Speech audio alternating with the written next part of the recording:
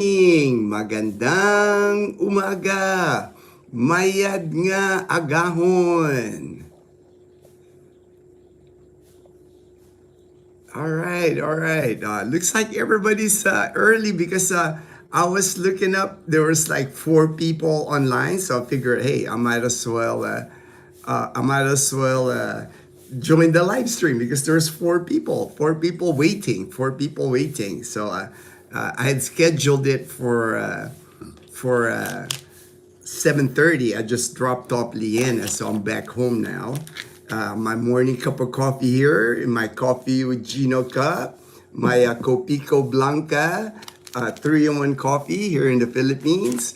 It just caught me off guard. I was like, when I joined in, it's like there's people already. There's people already here. That's all right. That's all right. Good morning, Gino from JP Calib. Howdy, my Passy Bruce. JP. Are we there yet? Are we there yet? Good morning. Vaughn. Oh, I like this live layout compared to the other one. All right, must be new. I don't know. I don't know. I haven't. I know there's. I haven't read the instructions from YouTube, but they say they're gonna start doing it vertical, horizontal. I figure I'll keep doing what I'm doing. I haven't really paid attention to it. Daniel, don't leave before President's Day. All right, Vaughn. JP, you once the get out of Dodge train starts rolling. It's hard to stop. Headed to the Philippines. All aboard, JP. All right. Vaughn, indeed, all aboard. Even my kids are bouncing off the excitement to move to the Philippines. Hey, that's awesome. That's awesome, Vaughn, that your kids are excited. And I think you're making the best decision for them. You're making a great decision, man. You got Filipino background. Your kids are Filipino. Man, they're gonna have an amazing life here in the Philippines. And I restarted my computer just in case it was me. No, it wasn't you, man. Hey, here we go. All right. Alan, how did you know? I'm early too. My wife is still working. All right. That's what I figure. I'll start the live stream because it still had 7 minutes. Then I looked. I said, "Oh, there's people waiting." So I hit the go live. Good morning, Michael C., my good friend in Trece Martires. Good morning. Michael M in Northern California. Good morning, brother. I'm sitting here with my morning sugar-free coffee. Hey, man, your Dazzle TV JP posse mug. Specific to JP is the only one that has that mug. Morning, JP Fortune. Good morning, you guys. All right, Raquel McCoy. All right, good morning. Let's get started. I always start with the weather, and yesterday was amazing weather here in Numancia and Calibo. Sunny all day long yesterday. It was like really sunny. And then last night, there's like torrential rain that happened last night. And there are areas right now here in Aklan, specifically Banga in Aklan. Banga is not far from Calibo at all. It's like from Calibo, it's the next town. The next town is Banga, and then after Banga Aklan is Balete Aklan, where James and Karen lives. And I'm gonna show you right here. This is like a live feed right here. I'm watching a live feed. This is the National Highway here. National Highway in Banga. You can't pass through it. Right there on the left side, you can see there's a boat, one of those Coast Guard boats, rubberized boat. You need a boat to cross the National Highway right now in Banga. Same thing in Balete, where James lives, James and Karen's Adventure. Now, it's not the whole area, of Banga, or not the whole area of Balete, but these people are stranded on the National Highway right here. They are waiting for the water to recede. And it's not raining, but the water is not receding because the rivers right now are just full.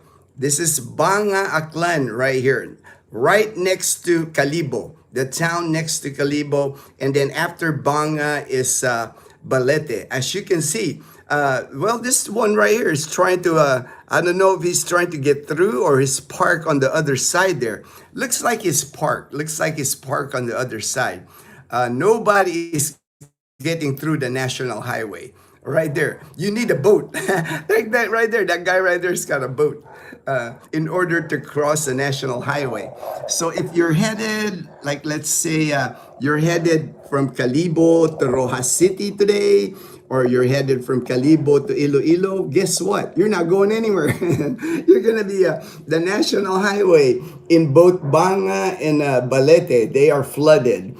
It's gonna create, of course, like a long line of people waiting. People get stranded here like that. Sometimes hours, sometimes 4 or 5 hours. You're just waiting for the water to recede, and it will recede because now it's not raining. It was just a downpour last night. I would say probably from midnight to like 3 a.m. for 3 hours. Like even here in Numancia, there's a small creek near Camellia Aklan here, and I passed through it to take Leanne at the school this morning, and it's overflowed too. Little bit of water on the road, but I was able to pass through in my car. That's why I took my car. I wasn't gonna take Bumblebee this morning. Morning there, Bruce Carroll. All right, good morning, good morning. Michael, see, I love the Calibo car show. I'm glad, man. Good to hear that you like that, man. That you like the car show. Me too. I wish we had better weather. Usually, if it's better weather, more cars come out here. I'm sure there were cars that didn't make it out because it was muddy in there, man. You know, if I had a nice car, I don't know if I'd want to ride it in the mud there and all that. But still, great car show. JP had a good time. He told me he had a good time. I'm glad I got to hang out with JP. And I'm sure I'll hang out with JP some more during Ati-Atihan. Right now, let me see. I'm looking at the schedule. Today really is when it really kicks off for Ati-Atihan here in Calibo. This afternoon, I think they're going to have, let me see here. I'm going to say January 12, 1 p.m. at Pastrana Park is Patik Ati Battle of Ati-Atihan bands. So there's going to be not a lot of bands, usually about 10 bands. They're going to be competing for like the title of like the best Calibo band, you know, like a marching band. The one I'm really interested on Tuesday, tomorrow at 1 p.m. tomorrow is Sinaot Sakalye Students Parade. Basically that one tomorrow at 1 p.m. is all the colleges in Calibo. They're gonna have a parade for all the colleges and all the alumni of like me. I'm STI College Calibo, so if I can join the parade with the STI College Calibo, and I will see professors, my batchmates, the year I graduated, 2016, and the new students. It's kind of like a reunion of some sorts. Many times when I attend that parade, there's people there that I haven't seen in like months and years. Sometimes, hey, you know, you're back in Calibo. You know, it's like it's a fun time. So I'm gonna try to make that tomorrow. That student, and pretty wild. The students, you know, college students, you know, they're drinking. They're at 1 p.m. They're drinking during the parade and all that. So it should be a lot of fun. I'm not drinking. I don't drink anymore. Alan, my wife's sister's family just got back from a month-long stay in Boracay. They said it rained a lot while they were there. A wet December.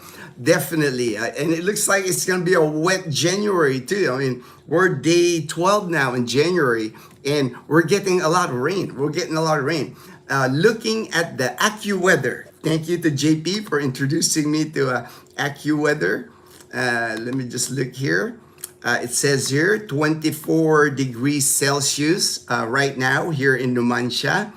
Says here clouds and sun with a couple of showers, mainly early in the day. So looks like the early in the day is done. Maybe I'll get some sunshine here pretty soon. According to the windy map, again, there's that it looks like it's forming like a low pressure area that's forming below, right below Mindanao. It's east of Mindanao, far still. It's a good distance. Pag-asa actually hasn't even said it's a low pressure area. I even watched Westpacs. Ted recommend. I've watched Westpacs before, but Ted recommended I check him out, so I checked him out.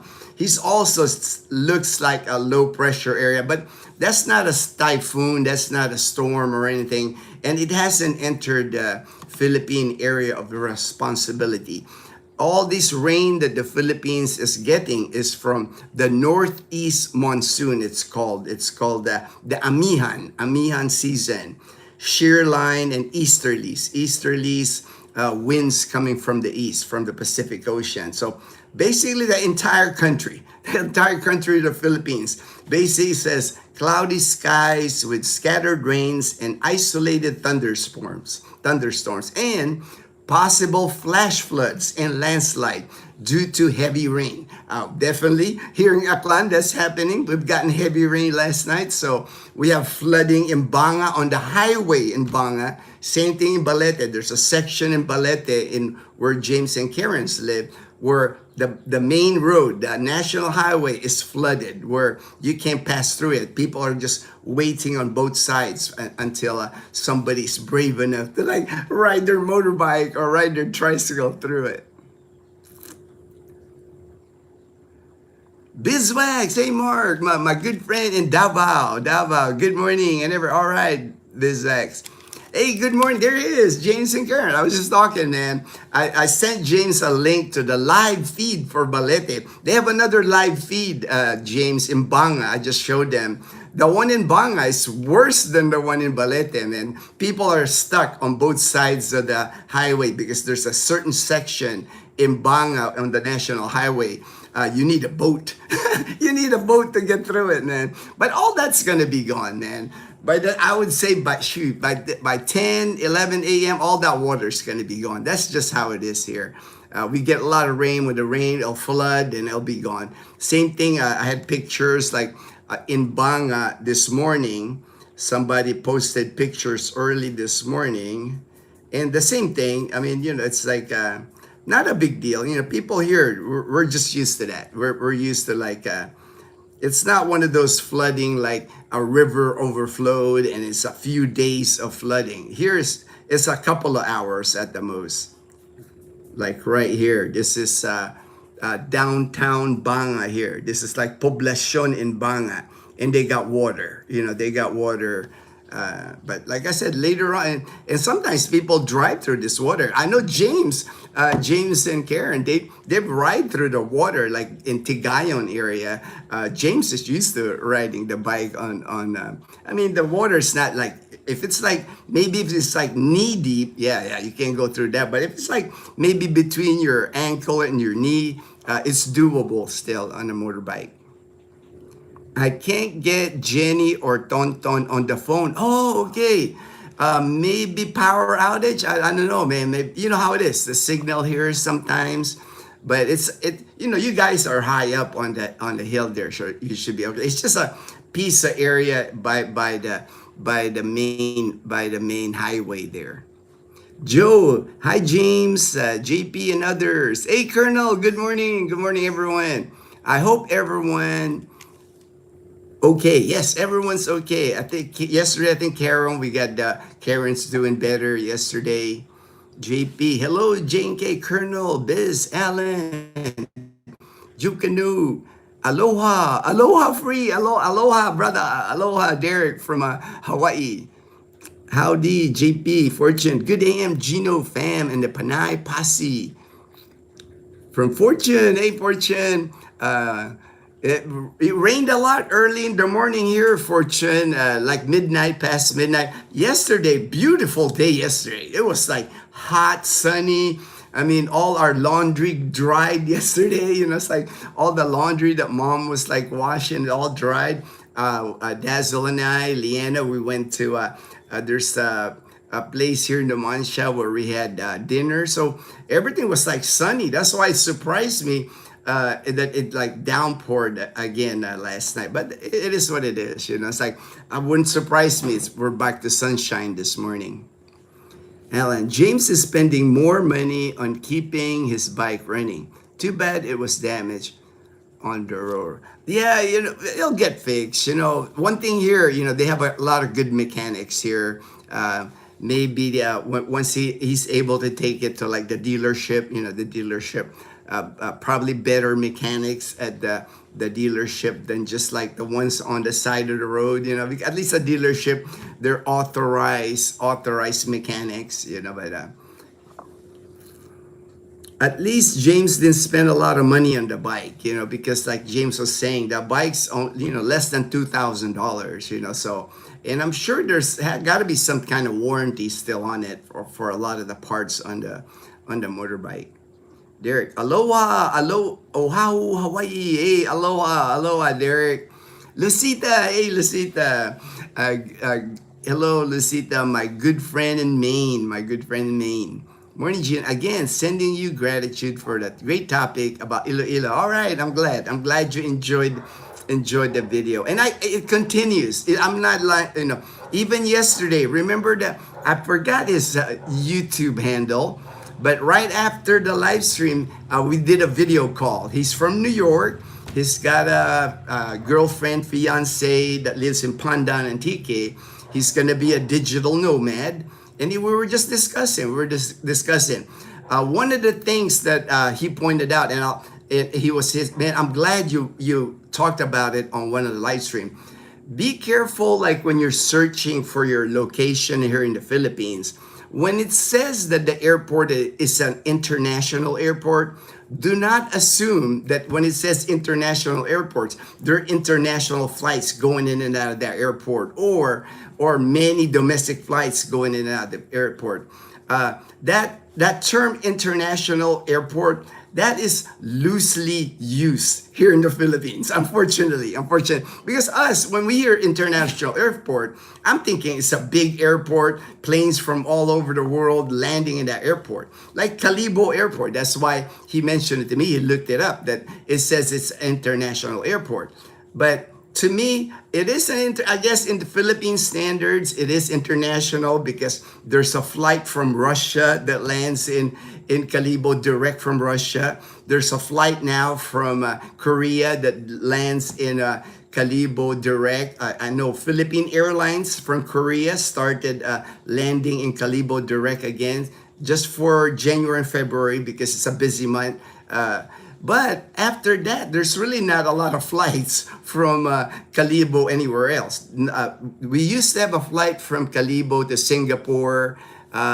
That's gone. We used to have a flight to Taiwan. That's gone. So for me, the label there says international airport, but really, to me, it's really not an international. Even the domestic flights in Calibo, all the flights now pretty much are moved to Caticlan. Caticlan is like they're getting over 40 flights a day in Caticlan. Calibo might get 4. So to me, I mean, Calibo Airport is almost becoming like a ghost airport. There's really not a lot of traffic there. So same thing, like if you're thinking, I'm not sure about Rojas City, about the designation, if it's designated as an international airport. Even Rojas City, limited flights go out of Rojas City, mostly probably Manila, because I took up my cousin one time. I took him to the airport in Rojas City to go Manila. It's not one of those hubs, like if you go to Rojas City, you're expecting you can fly everywhere domestic in the Philippines. It just doesn't work like that here. It might have one flight to Manila or 2 flights to Manila a day, or 1 flight to Cebu. The only airport here in Panay Island, the entire Panay Island, that I consider a legit airport, international airport, domestic airport, is Iloilo City Airport. That's a legit airport because many flights direct go overseas, direct to Singapore, Thailand, Taiwan, Hong Kong, you name it. Direct flights to Palawan, to Davao, to Bicol, to Panglao, Bohol. That's, to me, is a legit domestic slash international airport. So just keep that in mind, because sometimes you might be looking at a place like the guy from New York. He was looking at Pandan Antique. It's not far from Calibo. Pandan Antique, where his fiancee girlfriend is, only like an hour and a half. So he's thinking, oh wow, they have an international airport in Calibo. But to me, it's still really not very limited flights that go through there.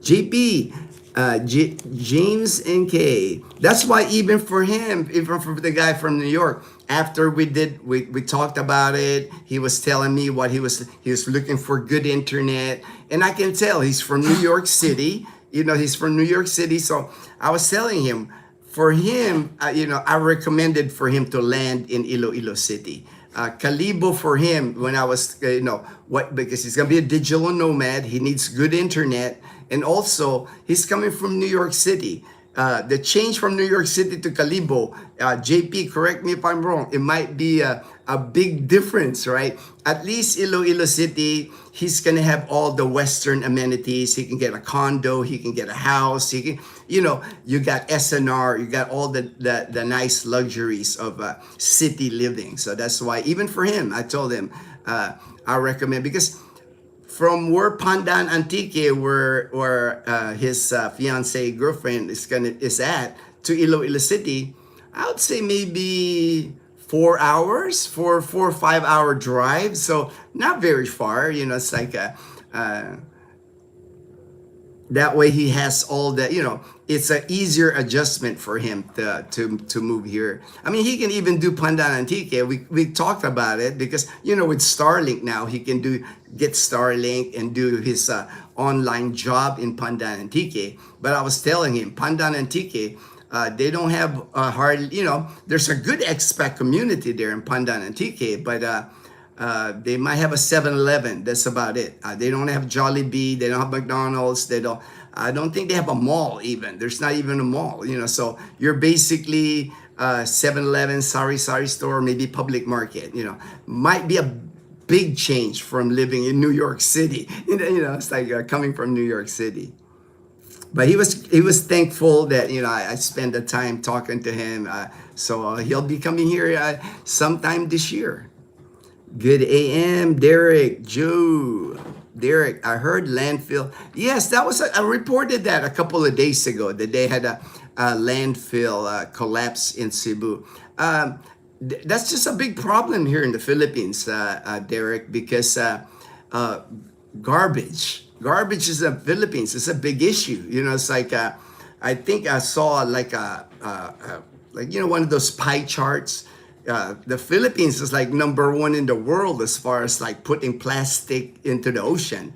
Terrible. It's just terrible. Same thing here. The landfill is hard. For I don't know. It's like there's just a lot of garbage. A lot of landfills, and with landfills they just pile on. So there's not really, how stable it is, right? With all the rains that come down, that's probably what caused that collapse of that landfill. Rain, earthquake, who knows, man. And then the landfill, you don't know really what they're throwing in the landfill, Hey, Master Yoda, GP, all right, Fortune, good AM, Biz, Lucita, good AM, Michael C. One, those outriggers will be a sight to see. Outriggers. Hello, Bizax, Fortune, good morning. Bill Meyer, good morning. Calibo Airport has so much potential. I love being able to fly there when not going. I know, right? For me, before, back in the day, I would say maybe, before the pandemic, Calibo Airport was busy. It's like, because Caticlan Airport before, the only planes that could land at Caticlan Airport before was the propeller jobs. So all the jet planes were landing in Calibo, but they expanded Caticlan Airport when the Boracay Airport, once they expanded that, most of the flights went to Caticlan. There's very few flights now in Calibo, which is a shame, because they put so much money in Calibo Airport. It's nice in there, man. They got like a duty free in there before. They got Seattle Best there before. big airport, got good waiting area. I mean, if you fly out of a Boracay airport, man, it's like you're packed like sardines in there, man. You know, with all the flights coming in and out of there, it's just not. You know, I wish somebody had thought about that ahead of time, but they are. I think they are building a new airport in Boracay, just a terminal, that way to make it nicer. Outriggers on your Honda, That's funny, James. JP, paddle back tire should go good speed. Works on sand. All right, JP. Hey, tell you what, here I see it all the time. Oh, my dog wants to go out, Linnea. All right, Toy. Yay, yay. And James knows all about this because he rides motorcycle. Man, the motorbikes here, they cruise through the water here, man. I've seen them on the road, on the national highway here in Numancia. They'll look at it, they'll go, okay, I can handle that. And then they'll just go, man. I've not seen a motorbike like get stuck in the water. I guess they know how deep the water is when they ride it. Good morning, Gino. Hey, Emilio. Good morning. Hey, Daniel. Then, you ready already, man? Toto is like, you're fast. I guess Toto just wanted to pee. Now, back in, she gives me that one bark signal, and then she's good. Daniel, my brother in Jacksonville, Florida, from another mother. All right. Edsel. Mayad ayad nga agahong kinyo. Ay Dazzle Gino. Thank you, sir.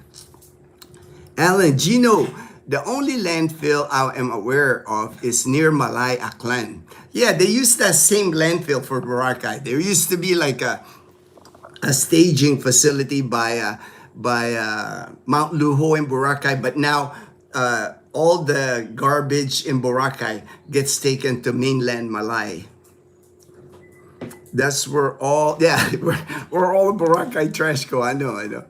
If there's a landfill near, is there a landfill in Calibo? I have not heard of a landfill near here. I've not seen it. The last time somebody told me, where's that? There's one I know they're saying here in Numancia, but I've never seen it. It must be like they really, like a dirt road or something going to it, but I have not seen a landfill here. It's like I'll do a little research and see if they have a landfill in Calibo. Catiglan Airport expanded, but the runway is surprisingly narrow. Oh yeah, they can only land one at a time, right? One plane at a time, one takeoff at a time. That's why it's so busy. Even when you flew in, JP, I don't know if you noticed, but like there's like a line of planes through. They come in and out. When your plane lands, there's another plane lands at 20 minutes later. Another, in and out of that airport. Because when I was watching, I noticed just one plane lands on that runway, same runway, one plane goes off. So it's like constant throughout the day, because you figure 40 planes go in there daily. Just finished grilling my buffalo steak and ate them. Nice, all for you, nice. I think I've had buffalo steak in the U.S., but I just can't remember. But I've tried, you try different meats in the U.S. when you're there. Alan, Boracay Airport needs to get rid of the buses. Just build a normal terminal with gates to walk right onto the plane. Yeah, I'm not sure if they're gonna even build that. The only place I've seen that where where they have the tube from the plane, is at Clark Airport in Angeles City. I don't know if they can, they should, right? They should build something like that in Catiglan Airport, but I think they're just gonna build a better terminal. Right now, there's two terminals in Boracay. The departure terminal is in Catiglan, and the arrival terminal is in Nabas. They're about, I would say, 5 kilometers apart from each other, for the departure and arrival. I've never seen anything like that, right? Usually it's one big terminal where people come in and out, but I think that's what they're planning on doing now. They're planning to combine the departure and the arrival at one place. The arrival in Boracay Airport, you saw me film it. It's not no bigger than half a warehouse. It's tiny. It's not a big building. Looks like a temporary building, actually. It doesn't even look like a building. And Joe, I saw something about the new poll that listed the Philippines as the worst place in the world for tourist scams. It's a shame with that it's going to get even more tourist scamming. Yeah, Joe, that one thing, I don't know if it's it's the way it's ingrained in Philippines. I don't know how to explain, but even in Boracay, I see it. I don't know why people don't, somebody in the tourism department or something trains the people. There's just a lot of how do I explain this? If you go to Boracay and so many other places in the Philippines, not just Boracay, same thing when I went to Alona Beach in Panglao, same thing in 100 Islands. Anywhere you go that it's a tourist destination, you just feel like you're getting scammed just because so many people approach you and offer you. And it's like if you talk to like 2-3 different people, you'll get different prices from 2-3 different people. One time when Dazzle and I, we rode the ferry from Cebu to Tagbilaran City. And right when that's a tourist destination because of Alona Beach and Panglao, Bohol. That's where we were headed. When we landed at Tagbilaran, the ferry there's immediately people like, transport, go to your hotel. Like same thing happens in Boracay, same thing at most airports. People are approaching you like if you're looking for a ride. Of course, a lot of times you're tired from riding the plane, you're tired from riding the ferry. Okay, where do I need to go? You just take that one person, like that first person. But a lot of times, right there at the outside, when you bypass those people and just walk out of the ferry terminal or walk out of the airport, you can find somebody cheaper that will cost you cheaper. Same thing at Boracay Airport. Boracay itself, when you land in Boracay, like from the ferry, there's like multi-cabs, there's e-trikes, and even on your e-trike, one person will charge you 150, one person will charge you 200, one person will charge you 300. I think they just don't do a good job. To me, the easy fix would be put a post, put a sign that says fare, how much the fare is. That way, if you're a tourist, when you come down, you see the fare. That's what you're gonna pay. But that's why that feeling of always getting scammed that happens here. Another example, if you go take a taxi in Manila, you're gonna get scammed there, man. I've never had any, Grab is what I like to use now when we go to like Manila. But if we ever, we try to avoid Manila. That's really, the taxis there are horrible, man. Belus, good morning. Nice here today. All right. See, Belus, you took our weather, man. You guys got that good weather in Leyte. Here we got cloudy skies here, man. Good AM, Alan, Michael M, Emilio. Good AM, Bill, JP. Good morning. All right, everybody's saying, it needed. All right. Where are you from? I'm here in Numancia, Aklan, in Western Visayas in the Philippines. Good AM, Belus. Smash the, all right, thank you, Belus.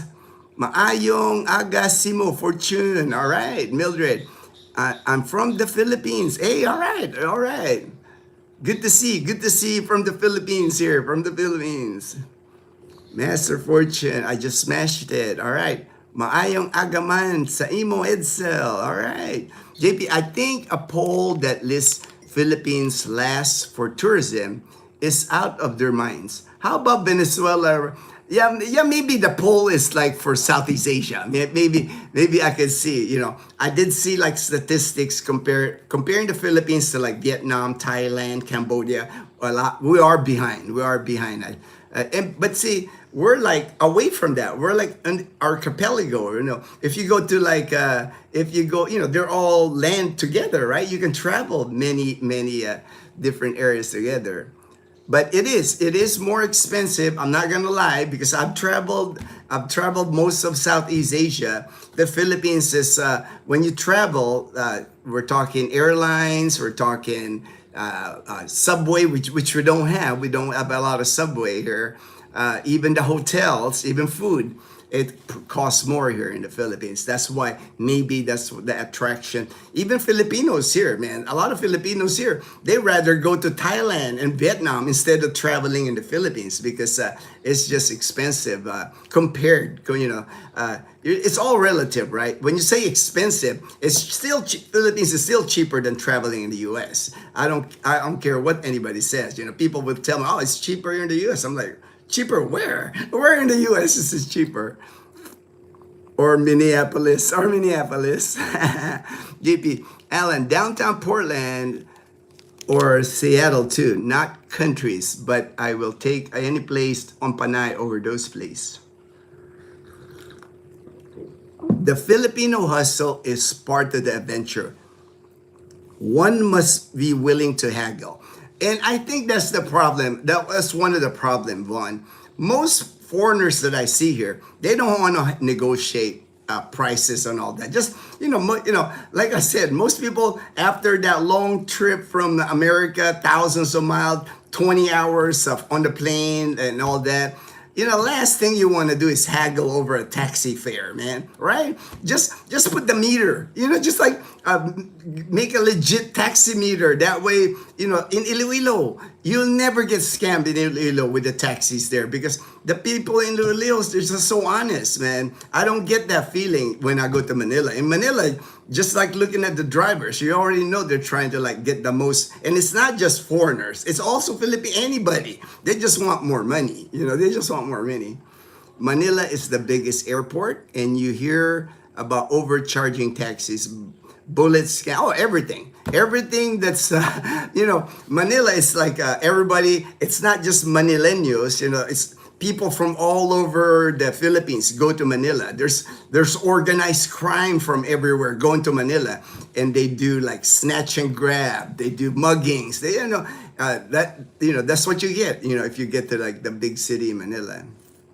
Good morning, Gino and everyone. Hey, Castaway Drift. I just watched your video on your apartment, man. Nice apartment, man. Like, you and me are the same, brother. It's like, look at my house here, man. I'm like, I live in a 40 square meter home, 2-bedroom, 1-bath, 430 square feet. And there's 4 of us living here. It's basically a place to sleep. We have a place to eat, watch TV together. We don't need all that space. We didn't need all, but the amenities, man, the amenities of the apartment, man. You got a swimming pool, you got a gym, you got basketball court, game room. Forget it, man. That's like awesome. And security, right? Security all over that place. Check out that video. It's a nice video. Castaway Drift on his channel. He did his apartment video in Dumaguete City for $400. Man, he gets all that. He gets a nice swimming pool, man. I'm jealous of that swimming pool. I wish our swimming pool was still working, man. JP, Malay Sanitary Landfill is off the Highway 503 and looks the only landfill on the north side of Panay. All right, JP. Alan, Joe, travelers going through Manila are better grab. Yeah, that's the same thing with us now. We learned that, after a few mistakes riding the taxi. Avoid the taxi drivers. They are on vacation, not on the clock hustling. They want to relax, not to have more pressure and stress. Right, Joe? And it's just unfortunate, because like even, the promotion that, why don't like the Department of Tourism? They're always doing Department of Tourism, like at the shows in Manila, at the Mall of Asia. They got all these campaigns about tourism in the Philippines. I think they need to spend money on like the destination, the tourist destinations themselves, like Boracay, number one tourist destination here. I would like spend money training the people, training the e-trike drivers, training everybody to be more pleasant, remove all that, on Front Beach and White Beach, Boracay. Ever since I've been coming there, when I moved here in 2011 to this day, 15 years now, nothing has changed. You get bombarded if you're walking at White Beach. Paluto sir, massage sir, hey braid sir, non-stop. And for somebody that's vacation, like even for me, when I go to Boracay, I want to enjoy the beach. I want to enjoy, it's like how you say, oh, I'm sorry, no, thank you, no, thank you, no, you keep doing that, people like, and then, it would be okay if they're polite, there's some that are not polite. There's, it's just unfortunate that they allow that, all this time. It's so easy to just tell them, like, remove all those people trying to hustle, people trying to, or at least have them charge the same price. At least have a posted price that says, Parao sailing tour, 800 per person. That way that guy can't charge more than that. People know how much, and then they can assist them. But, if you're walking on White Beach, you're going to get like 3 different prices from 3 different people. So that's where the scam mentality, that people start thinking they're getting scammed. Because how would you feel when you're riding the island hopping tour and you're talking to somebody and you pay double the price that person next to you paid, so such an easy fix. But like a lot of things here in the Philippines, they don't seem to want to fix it. They don't seem to want to fix it. That's all. Yeah, I know, Vaughn, right? We even me, man. I'm pretty much local now, but I get it. It's like people are hustling to put food on the table for their families, but still, you can make money. You can still make money if it's more organized, it's more disciplined, I think. Kevin, hello everyone. Fortune, good AM, Michael S. Saw the vid on your place. All right, hey, check out the video of Michael, man. It's a good video. Emilio, everywhere you go, there's a scam. Everywhere you go. That's so unfortunate though, man. Why do we live in a world that has scams, man? Belis, we have to get moving, but God, all right. God bless, Belis. Goals for 2026. Man, I just want to stay upright. I just want to stay as healthy as I can in 2026. That's my main goal. Actually, a friend of mine, I read this, she posted this, and I saw this quote, and it really sums up for me what I'm glad that I saved it. I saved it because right here, she posted it. A good friend of mine lives in St. Louis, Missouri. Says, everyone has a million problems until they lose their health. Then they have only one. Health is the real luxury. Stay grateful. I learned that. It's like I was here in the Philippines. I retired here when I was 45. The next 11 years, I was just like having fun. I was traveling. I was like traveling the Philippines, traveling Southeast Asia, just doing all YouTube, just having a great time. Then boom, one diagnosis. I got diagnosed with cancer. Changes everything, man. Changes everything, because once I got diagnosed, the next, I would say 2 years, I was trying to recover, so for 2 years, I was like, not myself. And now I'm getting back, I'm pretty much close to where I was before I had my cancer. So 2026, the goal, stay healthy. Stay healthy. Last year, magandang umaga po. Nakita ko. All right. I know there's always somebody. That's all right, man. Let me just time you out, because that's very offensive. But it's all right. I understand people put you on timeout. There's people that are like you. That's all right. That's all right. It's like.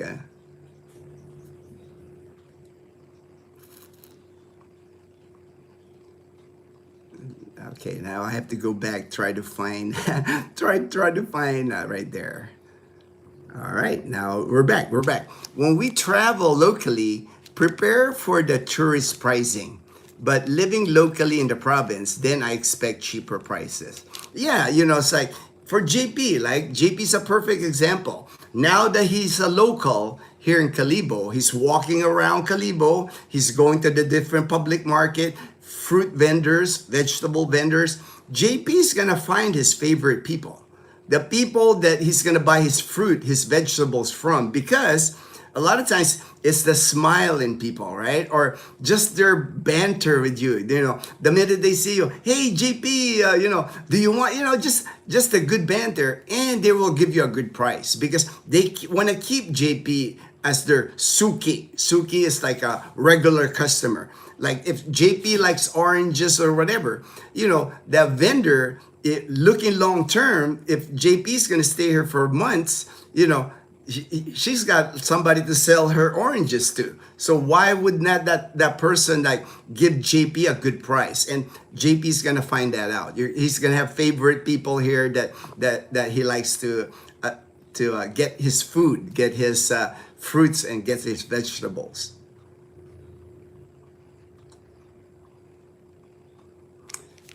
Edgar, good morning. Good morning. Hey, Edgar, good morning. We were worried about you, Edgar, yesterday. I knew you went to the dark side and ate balut. So we were worried because you weren't on the live stream yesterday. I said, man, people were like, Edgar had the balut last night. He might not have survived the balut experience. Have a great week. All right, Joe. After seeing all the hustling that takes place on Boracay, and hustling vacationers, I don't have any desire to even go there. And see, that's unfortunate, right, Joe? Because for me, Boracay, to me, it's the number one beach in the Philippines. There might be other beaches that have, white, lots of beaches, right, that have white sands and all that. But for me, what you get, that beach, that's my favorite beach, man. The white beach of Boracay is my favorite beach. And it's so unfortunate that people, will get that impression because of all the things that you got to go through just to make it to White Beach, But I understand, Joe. You're not alone. You're not alone. Even like people here in Aklan, they say, yeah, it's just a hassle. These are local Aklanans from Aklan province. They go, I don't think I'll go to Boracay this New Year's or Christmas. Just too many people, just too many hassle. Even locals here get that feeling, unfortunately. Good AM, Edgar. Nice video of your car drive. Yeah, and Edgar even filmed like the in Libacao, on Aklan River, the rafts, the same rafts that James had filmed before. Do that more often. Nice to see nature. Oh, for sure, right, Fortune? Hey, Edgar, looks like you survived the balut. There you go. They survived the balut. Most of Europe is now dealing with pickpockets at all tourist spots and subway. Oh, that's been going on here. Pickpockets in the Philippines. That's been going. You'll never get rid of that. You'll never get rid of that. That's when I was a kid. There was pickpockets here in the 70s. Jeff Travels. Amen. Edgar in the house. You're looking good. Hey, thank you. Thank you, okay. Thank you. Appreciate that. Edgar, Joe Balut is not bad. It's like eating a boiled egg. JP is ready to try it. Ted, hey Ted, good AM. In Panglao, they do have a lot of bajao selling pearls, sunglasses, and other stuff that constantly bother you. But Alona is okay.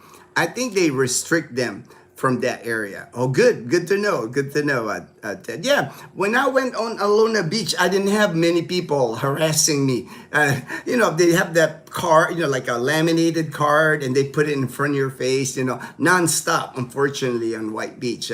You can't go you can't walk like 10 steps and somebody's like selling you like paluto is like they'll cook your seafood, hair braid, tattoo, massage. I mean, there's all kinds of people like people selling you a condo, I mean, just so many people like, I don't understand why they allow that. Why don't they just remove all that? Maybe designate a central place in Boracay where, because people, when you go to the beach, right, you don't want to be like bothered by that. You want to see the ocean. You want to lay down on the sand. You don't want to be like,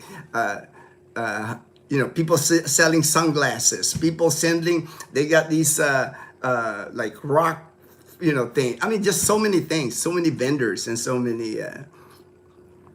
It gets annoying. It gets annoying. All my friends, the friends that I take to Boracay, that's the first thing they tell me. Man, does this ever stop? You know, I told them it's been like that forever. It's it's like nobody's doing anything about it, unfortunately. JP, good morning, Darth Edgar. Darth Edgar, Darth Edgar. Cool. Hard-boiled eggs give me sulfur burps and stomach upset. So that is the real reason I won't try it. I ate live fish and other items in Korea that are crazier than balut. Ah, for sure, right? For sure. J-Boy, good morning, Kuya and the Panay Posse. All right, Edgar, I know, right? Fear factor got nothing on you. Edgar, the zombie duck may have eaten part of your brain.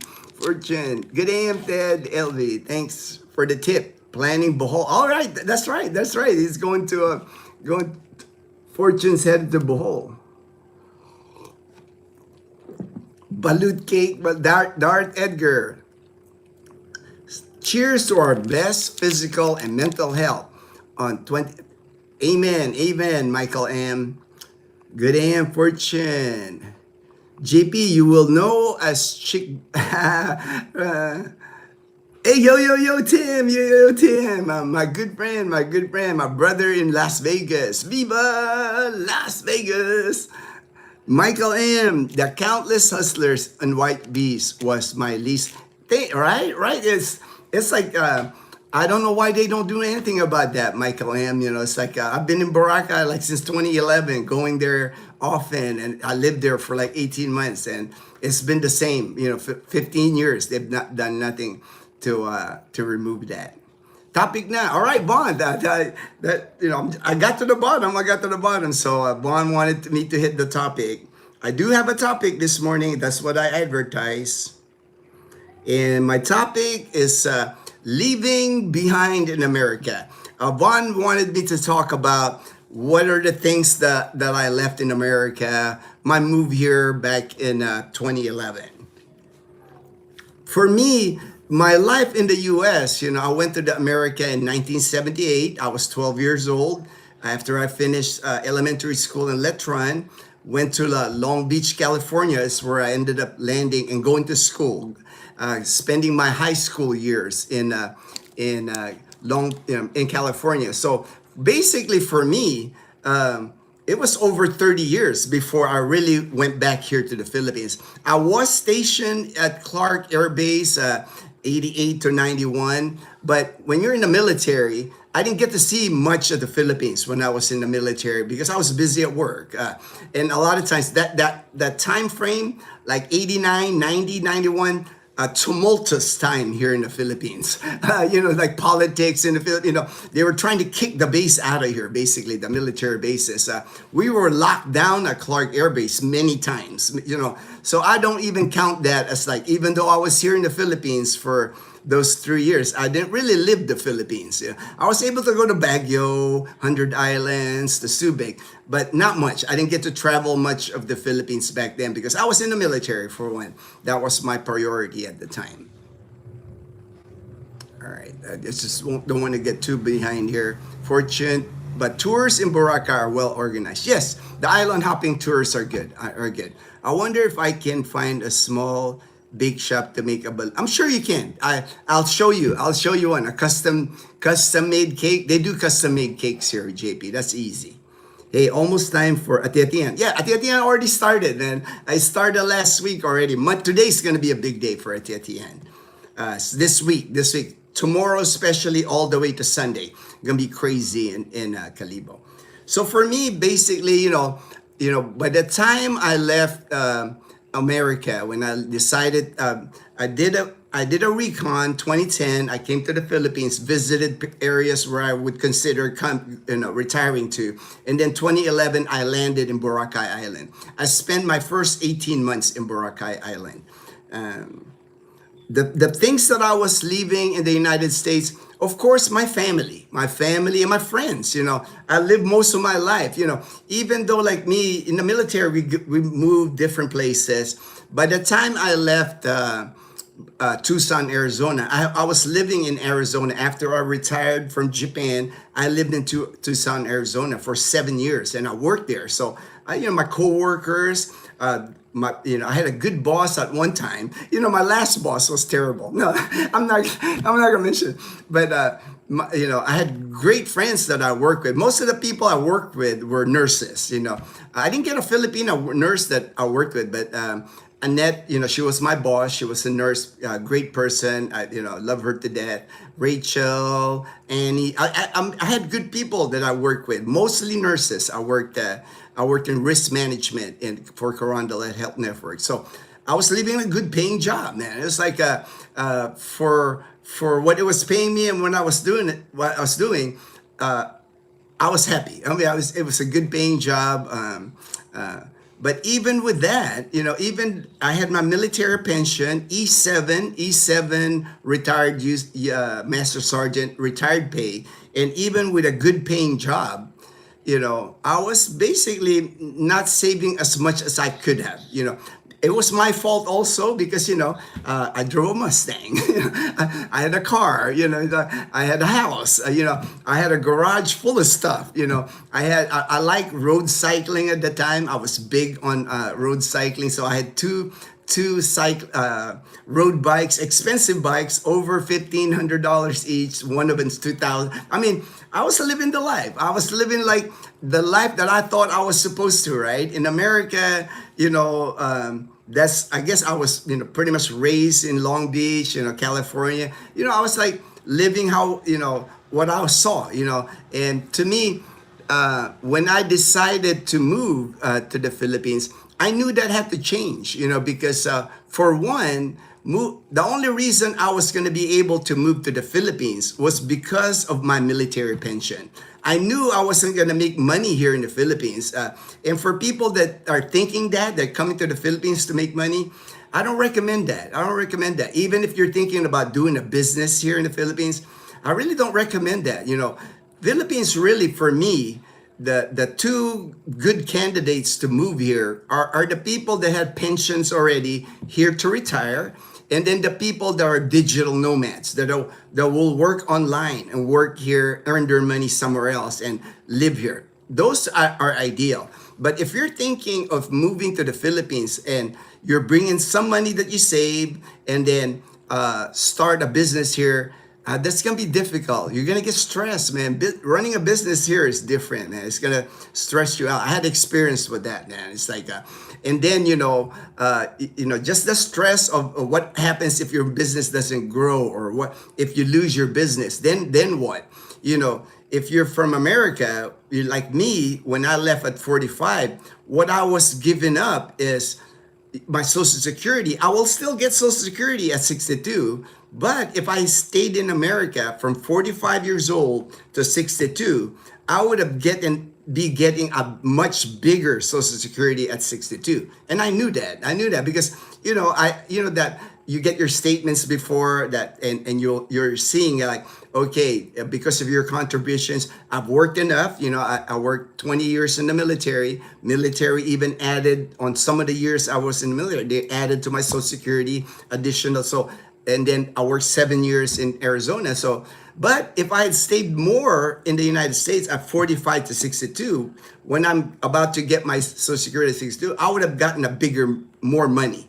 So I knew I was going to I was giving that up, because my thinking was, I wanted to take advantage of my retirement from the military. I worked 20 years in the military. I retired from the military when I was 37. To me, I was going to miss that opportunity to really enjoy my retirement if I just kept working till I'm 62, and I'm glad I did. And the only reason I was able to do that was because of my military pension. And I understand people, not everybody's got a pension at 37 like I did. I understand that. But to me, that was one of the reasons that I was willing to give up that working till 62, higher pension, higher Social Security, because I already had a pension. Now I'm just waiting for my second pension from the military, from Social Security. It has started. Okay, Joe, I identify as Blue Arrow Rider. Blue Arrow, all right. Save a slice of balut cake. Edgar, here is the Philippines. I'm staying busy, but it's doing things that I want to do. Seeing people every day that make your life better.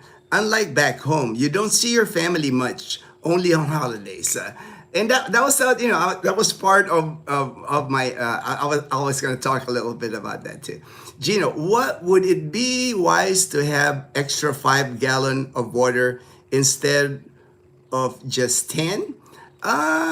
You could. I mean, it doesn't hurt. Like if you have place to, you got room in your apartment, JP. It's only 200 for the container, and then I think the refill was it 30 for the refill. So another extra container to keep in your house wouldn't hurt. I have like how many? I have 5. I have 5 of those containers. I got one there that we drink off, and we have 4 behind the couch. So we keep 5 in our house. But there's 4 of us. So.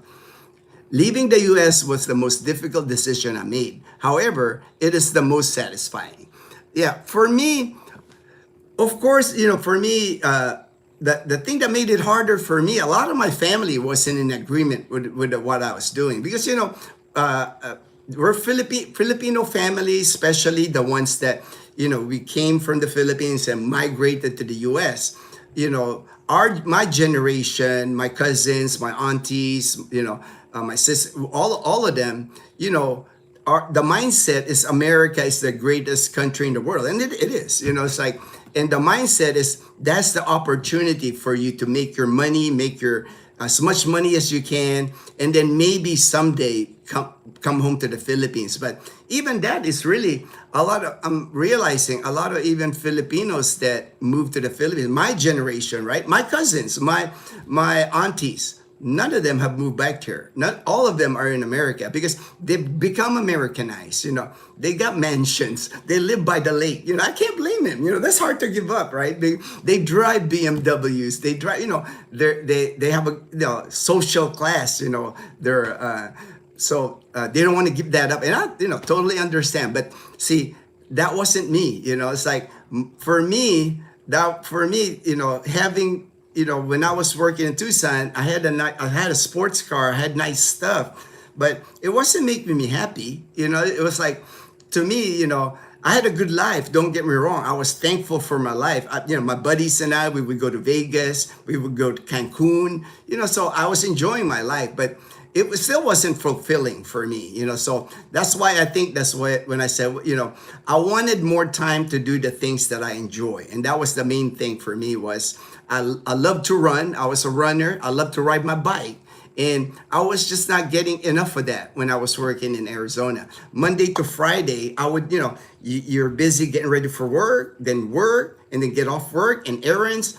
I might be able to squeeze like 2 hours early in the morning or late at night, riding my bicycle in Arizona with lights on, like helmet with lights, reflective gear, because that's the only time I can squeeze in my workout time on my road bike.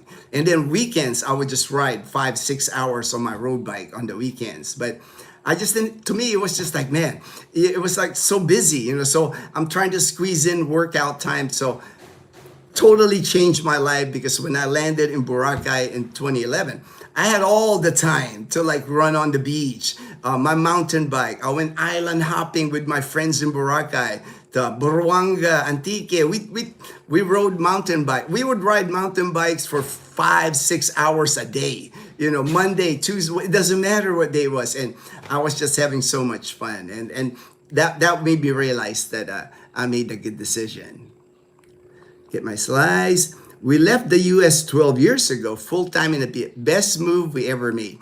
And that's pretty common with a lot of us, If you get to like that our level, like 12 years, 15 years, you realize how good a decision you made. Usually it's the people that's been here 1-2 years, they're still on the bubble. They're still on the bubble because it's like you're still grinding. You're still trying to figure out, man, is this really the place?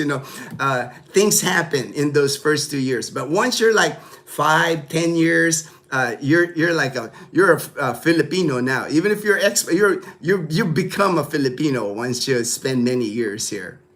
I don't think you retired there without your military. Right? Oh yeah. How would I? I would have never been able to retire without my military pension. At 45, even now, if I'm 59, if I didn't have my military pension, Social Security would be my income, right? So I might have been able to do it, close to 62, but I would have still been, working in the U.S. Joe, okie dokie, okie dokie. Daniel, get my slice of balut cake. Hey, good morning, hello. Good morning, hello. JP, I was thinking vanilla cake, blocks, strawberry filling, inject the cake. We can talk about it. Oh, I can take you to a bakery. JP, that we can have one custom made. Here in the Philippines, what you're going to find out, JP, if you're willing to pay the price, they will make you anything. if there is no, if they're going to make money off making that cake, they will make it for you. Gino, I had the same experience with my family. Oh, I know, Mark. Because, right, we're Filipinos, Mark. I know you can relate with me.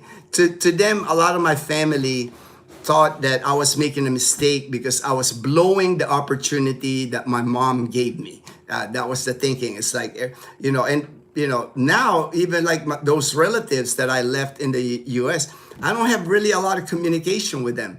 The only communication I have with the relatives that when I was living there, earlier somebody had mentioned, you only see them on holidays anyway, right? Are the ones that visited me here. I have my cousins, some of my cousins in Houston, my sister, of course. My sister visits me here in the Philippines. And then even my friends, the friends that I had in Arizona, I saw Rommel, Mina, his wife. They visited me here in Boracay twice. We've hang out with them. So to me, it kind of, the one, it made me figure it out too, that the real family that I had, the real friends that I had, for me are the ones that came here to see me, right? They're the ones that came, I'm not saying the ones that didn't make it here aren't my real friends, but you kind of like elevate the people that that's a long trip to just come see Gino, man. That's a long trip. And I appreciate it. I appreciate the ones that have visited me here. And for me, when they visit me here, we have a lot more fun anyway, because I'm retired. I got all the time to take them anywhere they want. Panay Island, Philippines. I can meet my friend Albert and his wife. I met them at Alona Beach in Panglao. Anywhere the friends that come here to the Philippines that I want to see, I'm gonna go wherever they're at because I want to see them too. I want to hang out with them. So, it's just more. It's been fun, like because I have the time. It's like if I go to the U.S. and visit some of my friends there, or some of our relatives, most of them work. Most of them have their own lives. Most of them only get 2 weeks PTO a year. They're not going to waste their 2 weeks PTO on me. If you come here, my relatives in the U.S. or my friends in the U.S., they come here, I can go hang out with them for if they stay here 3 weeks. Hey, whole 3 weeks, I got you, man. Where do you want to go? I can drive my car. I can take them to Boracay. I can take them to Antique. I can take them to Iloilo. I just have the time, so it's been more fun that way for me. Let me see here. Good morning, it's Joe. Balut. All right, okay.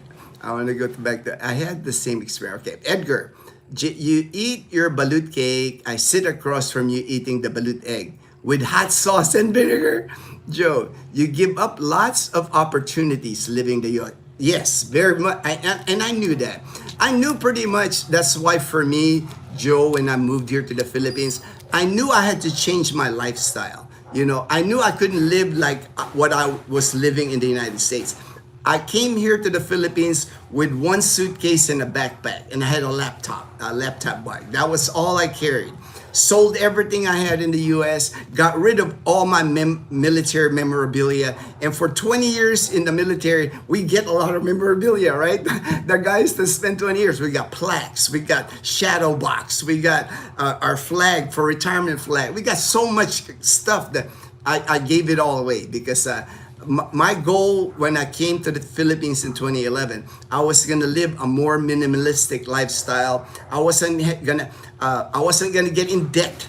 It's like That's why the car that I bought, the tricycle I bought, the motorbike that I bought, everything paid in cash, because I didn't want to be in that mentality anymore in the US where, you get in debt, I was replacing my car in the US every 2 years because like some other car comes, oh man, I like that Expedition, and I'm killing myself because when you trade in your car, your payments keep growing, but that's the life in the US, credit, hey, as long as they give it to me, I want it, I want that new car, it's like, I wasn't going to bring that mentality here in the Philippines because I knew I was going to live on my military pension alone. So there's limitations. There's limitations for me now. But to me, I really found out that I made the right decision after about 3 months in Boracay.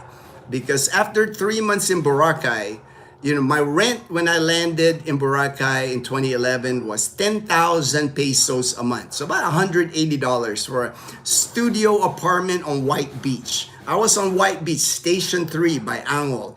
I could see the ocean from my door. That's how awesome my studio apartment was. But it wasn't much of an apartment. It had one of those bamboo couch. My bed was even a bamboo bed, but it had a mattress. I had to eventually I had to get a thicker mattress because the mattress was only about this big, but it was fine with me because I was like, it said furnished, but basically all it had furnished was that the couch, the bed. It had a refrigerator that was like the dormitory size refrigerator, the about waist high refrigerator, and it had a 1-burner propane tank.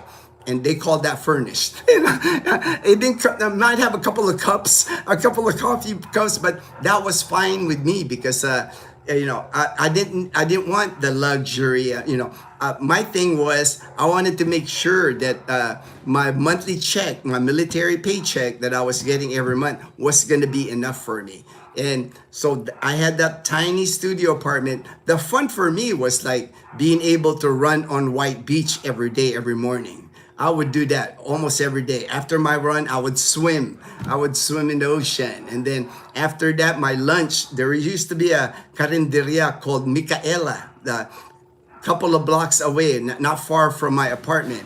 And I could get like a lunch there. I could get like a chicken adobo. I can get a vegetable dish and rice. And I would not pay $2, back then. A lot of the viand, a lot of the dishes were like under 50 pesos. And when I get my order, I can sit on the beach. And I was sitting, they had like these tables on the beach or chairs on the beach. And I'm on White Beach, Boracay, eating my lunch. I'm looking at White Beach, Boracay. So me, it was like heaven for me. It was really paradise. That time was really paradise. To me, after 3 months, I was paying my my rent was about 10,000 pesos. Internet, I can't remember how much internet, but I had Calibo cable internet was my main entertainment. And my food, I would sometimes cook, but most of the time I would just eat at Carinderia. Man, after 3 months, and I realized that I was basically saving half of my retirement pension from the military. I was only spending half. So from then on, the next 15 more months, I was just banking money. My only vehicle when I came here to the Philippines, when I landed in Boracay, 1 week that I landed in Boracay, I bought a mountain bike in Boracay. Probably overpaid for it, but I paid like $300. It was like 13,000 pesos at the time, about $300. And for me, I was like, $300 for the bike, I'll get it. And it was used too. It wasn't brand new. Some expat owned a mountain bike, but it was a real nice mountain bike. I said, yeah, here's the money, So, and that was my ride from 2011 to 2014. Even when I moved here to Calibo, that was my main ride, was my mountain bike. That's why I saved so much money. That alone in the U.S., I had car payment. I had like insurance payment on the car. I didn't have that for all that time. I didn't, and I wasn't gonna get that again either. I've never had 15 years here. I've never had a car payment here. Before we bought the Toyota Wigo, I made sure I had enough money cash to purchase it. All right, let me hit more topics. That way, I can talk about more about what I gave up, But I think you got an idea, giving up that bigger. So, if you retire here in the Philippines early, you're going to be giving up that bigger amount of Social Security at 62, 65, or now 67 now at full retirement age. Um, but to me, you're also, if you do move here, you want to be debt free. And I was at the time, I was debt free. You don't want to retire here and have debt that you're still paying in the US. And of course, when I moved here, I was debt free. It didn't make sense for me to incur debt while I was here. I do not consider my mortgage debt because to me, I got in at a good price on this house. Back in 2015, when I paid that $5,000 down payment for a basically $25,000 home. So I really only borrowed $20,000 for this house, 15-year loan, and my monthly payment is only $200. So I was paying close to that renting anyway. So for me, when I was like thinking, well, at least eventually this place will be mine. If I continued renting in Calibo, I'm just giving the landlord the money, and it's not a big amount. It was affordable because the house is affordable. It's in a gated community. We got security. We got landscape hotel, and a fairly good 401 savings, zero debt. We built commercial property and put in biz. All right, congratulations, PH Expat Prepper.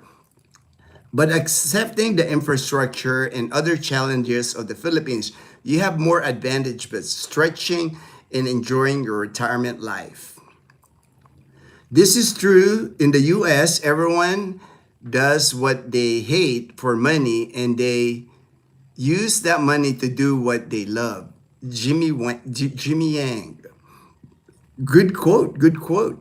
For us, the dramatic decrease in daily stress is priceless, right? To me, that too. They're just like, we're all more relaxed. We're all more relaxed living here in the Philippines, especially retired. We're not on a schedule. No one who's about to die ever says, I wish I had to work more. I know. Hello, Kuya Gino and everyone. Pinay Heart. All right. Pinay Heart. All right. Ted Bohol. Right on. Also, no one will have jobs their last days. You got PTO where you find that only in the Philippines. Maybe it was a wash retiring here early, all the money spent in the US versus, yeah, I think so. Like I said, I've never regretted. There's not a day in my life that I regretted retiring early. I'm blessed. I know I got to do more. I've been retired here now 15 years. It's like I know, how many, the chances if I had waited till 62, living through 77, that's not guaranteed. At least I've had many good years here. Definitely, Ted. Can you put a price on happiness experience you would have missed by working? Also, your health is slipping away after age 60. So waiting to retire gives you that was my thinking. That was my thinking too. At the time, it was like it wasn't. I was worried about getting sick because at 45, man, I was like the fittest that I've ever been. I was like, man, I could have been a triathlete at 45. I was doing so much swimming, so much running, riding my bike here. I was just so fit. I was working out every day here in the Philippines and loving every minute of it. It's what I wanted. It's what I wanted to do. I got to do that. No, you can't, Joe. Edgar, did Gino forget to charge? No, it's not the cell phone. Brown out. I had a brown out, man. But I got the Blue Yeti. I just didn't connect my internet to my Blue Yeti because we haven't had a brownout here in more than a month. I haven't seen a brownout here for more than a month. I guess I was maybe now I'll start putting the Blue Yeti on my internet again just to be safe. Gino and everyone, hey, Kim Mandala, all right. Was in Boracay yesterday. All right, I saw my friend, Relax Ka Lang channel. He's a good friend of mine. He does Facebook and YouTube in Boracay. And I saw he filmed everything. I'm glad he did. Yeah, he even did a live stream. So I got to see ati-atihan in Boracay. I know it's amazing, right? It's amazing, man. Now back in mainland Aklan. Ready? All right, Kalibo Sadsad. Hey, man, if you see me, man, I'll be there. I'll be running around Kalibo. Just tap me and tell me, hey, I'm Kim Mandol. That way we can say hello, man. Take a picture even, you know. Do you guys have brownouts every day? No, we don't. Like I said, that's why I didn't even connect my internet. We not have a brownout here in Numancia in a month. I can't even remember the last time we had a brownout. If I see you, I'll take a, oh, there you go, man. Take a selfie, man. Take a selfie. I love that, man. I love that. Love to finally meet you in person after all this time, man, that you've been watching the live stream. That's so awesome. Leaving behind in America. One of the things I left behind in America is bills, man. You don't realize how much bills we have in America until you leave it, right?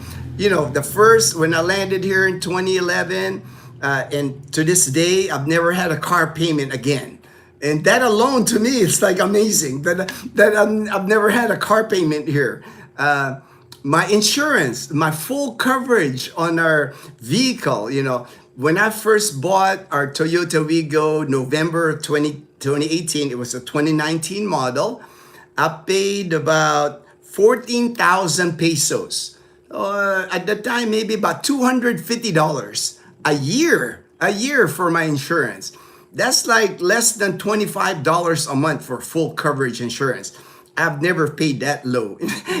I've never paid that low in the U.S. My insurance in the U.S., it was at least 4 times that amount, especially when I started driving SUVs like the Expedition, when I drove my Mustang sports car. It's like insurance is pretty high. So I do not miss that. I do not miss bills. Even my Verizon bill, my cell phone, my cable TV, I don't, of course, again, like I say, you don't have to have all that in the U.S., right? But I was living that American lifestyle, man. You got to have everything, right? You got to have that cable TV with all the sports channels, all the packages, my cell phone. I'm not worried about like a plan or, I want a new iPhone. I want a new iPhone. It's like, so, my cell phone bill here, my cell phone bill, even to this day, Dazzle's phone and my phone, at the most, data, internet on our phones, the most Dazzle and I ever spent here on a given month for 2 phones is $9 for 2 phones. And that's enough for internet. That's enough for texting each other on 2 phones. $9. My Verizon bill was over $100. my Verizon, a month, right? My cable bill in the U.S. was that. And then what else did we have? Property insurance, right? Because if you have a house in the U.S., you got to have property insurance. My property insurance for this house, this 2-bedroom, 1-bath, I pay maybe $100 a year for coverage, for earthquakes, for a typhoon, whatever. $100 a year is my property insurance here, if you can believe that. And because I do not own this house, the title on this house, the bank owns the title on the house, Camellia Homes or the bank, whatever arrangement, I do not have to pay property taxes on this house until I have the title. So I've lived here now for 10 years, going on 10 years. Pretty soon I'll receive the title in about 4.5 more years. Then I have to pay property tax. And the property tax here is not even 1/10 of the property tax I know that I would have paid for a house in the U.S. Very low because this is Numancia. This is rural. These people can pay a high property tax on their house here. We don't have, I know property tax in the U.S. that pays for like your police sometimes, your parks, your luxury things, sanitation, all that, right? For that city. Numancia don't really do much. There's not much, You've seen our plaza. It's like a tiny plaza. We have a police department, and I've never seen maybe 4 or 5 people in there. There's not a lot that they have to fund, Even the the public school here where Leanna goes to, it's not funded by our town of Numancia. It's funded by DepEd, Department of Education pays for Leanna school. It's the national government. So that's why property taxes here in the Philippines, they're almost nothing here.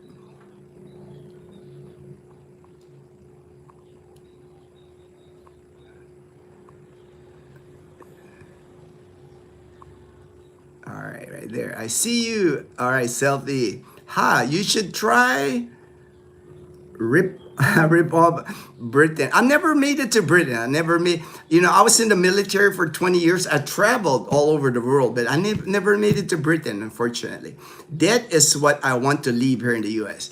Yeah, luckily for me, Bond, before I even left the United States, I didn't have debt. I paid everything off. I made sure that, because I didn't want to like retire here and then still be paying something in the US. And will you be live stream?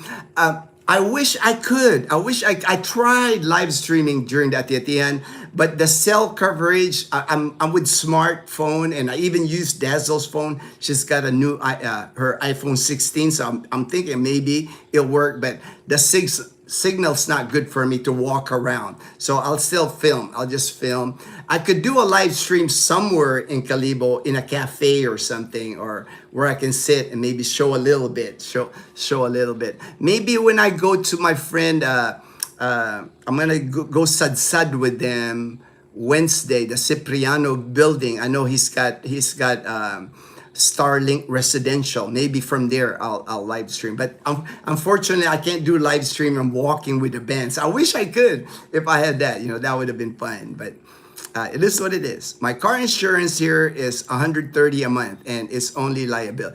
I know. I remember Emilio, because like I said, I had a Ford Expedition, then I switched to like a Ford Mustang, and my insurance in Arizona was like, it was high. It was over 100. I can't even remember, but it was expensive. My sister and brother contact me way more now that I am on the other side of the Pacific. Move away. All right, I'm glad to hear that, JP. I'm glad. And my sister and I, we've always been close, but I do, we do weekly calls. My sister and I, she's in Houston. She's 10 years older than me. She was more like a mom to me growing up. So we do our weekly video call, video chat. Dazzle's excited because my sister had sent a balikbayan box, so it should be arriving any day now. So Dazzle, that's how, my sister's very special to me. I love my sister. Castaway Drip, back again, LOL. Yeah, it went back, man. My power outage, man. Good thing I got the Blue Yeti, man. I can connect real quick, and I was able to reconnect on at home here. Mother and father called me from the US. Yeah, it's like, and that's the beauty, right? That's the beauty of the internet now. We can video call for free, man. It's like, I remember back in the day during my military days, if I had to call my mom or my sister on the phone, them telephone bills was rough, man. They were expensive. Right on, JP. Ted, I consider myself half Filipino. First wife was Filipina, from former San Miguel Super Angel that I met in the US. They're on tourist visa, married her so she could stay. I was 26. She was, oh, cool, Ted. Right on, Castaway Drip. Apo Wang. Oh yeah, no, Apo Wang, the lady that does the tattoo thing. I know her. They're doing something in Calibo with her. She trained like, I guess, like the next generation of the Apo Wang tattoo, traditional tattoo. And we'll be in Calibo. They have a small stall doing tattoos. If anyone, yeah. I got one tattoo. I think that's enough, man. I got this one tattoo I got in Japan before. When I retired into Japan, it was my souvenir from Japan. But I think I'm done with tattoo. I'm good. I'm good with tattoo, man. Yes, Bon. My mother has my father call me at least twice a week. So I have to step away from Gino's. All right, hey man, get that phone call, man. That's so important. That's your parents, and always a blessing. I know, right? I mean, you can still video chat, man. That's a blessing, my brother. In a cafe would be nice. I could pop in and say hello. Okay, I was able to do a live stream, Kim, at the Cafe Drip, but there's not something to look there. If you want, we can meet up at the GQ Plaza Hotel. That's right up Pastrana Park, so you can view the parade there on the roof deck restaurant. I was able to live stream there with JP before somebody called my phone. Man, somebody called my phone and messed up the audio. But now I'll just use my phone since I know my phone works at the roof deck. So we can hang out. We can have coffee, man. Have coffee at the roof deck. That mole, that mole. Yeah, I got a mole on my forehead. Very common for Filipinos actually to have a mole on their face. I guess it's a genetic thing. I read something about it. You'll meet many Filipinos with mole on their forehead and their face. Nothing wrong with having a mole, man. You are blessed. Guess my dad. I know. Anytime we can talk to our parents, that's a blessing. That's a blessing. All right, let me hit the topic. Let me see if I have more notes on the topic here. Bills. I've talked about. I came here with one suitcase.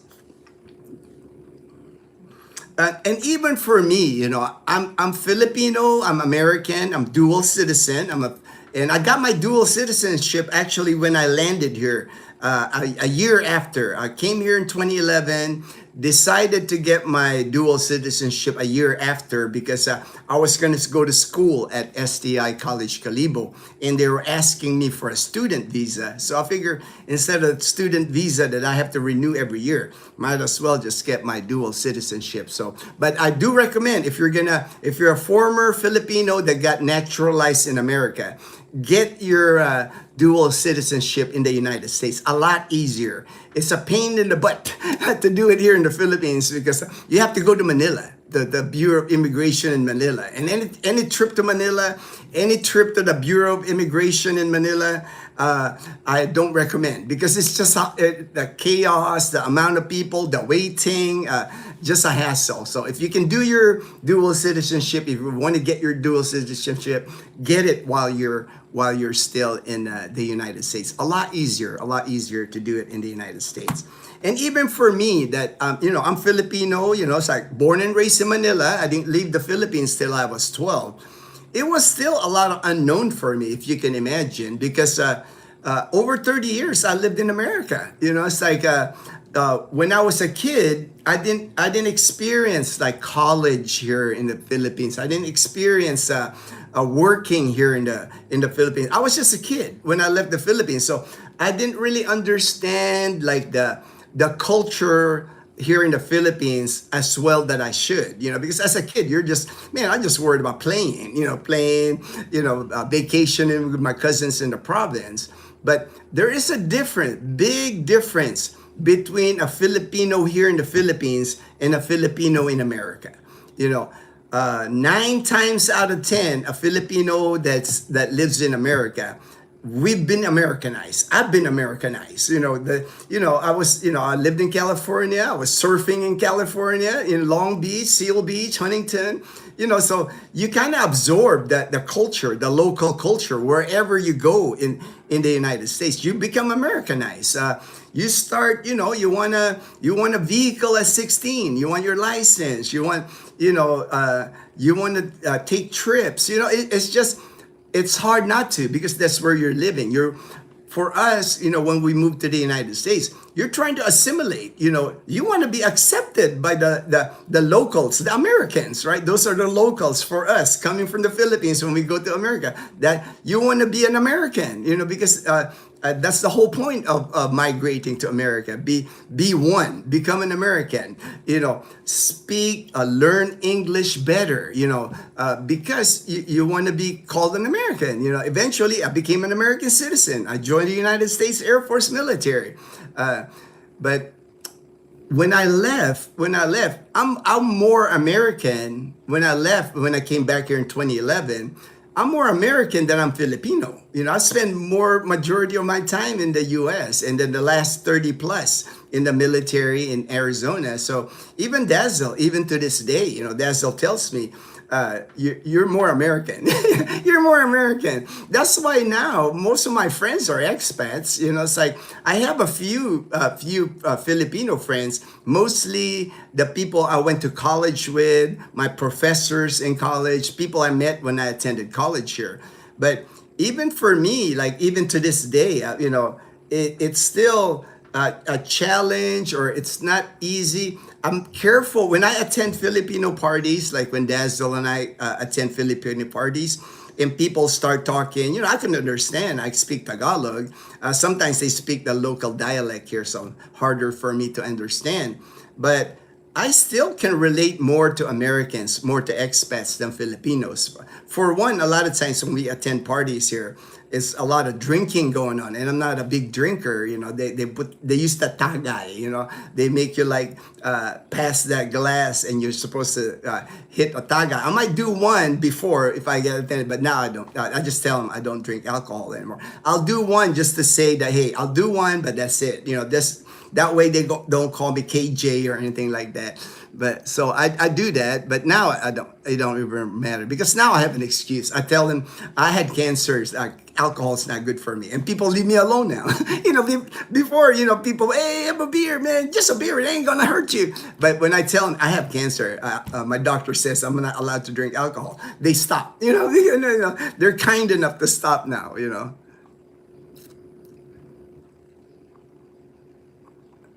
All right, let me go back. I don't want to get too behind here.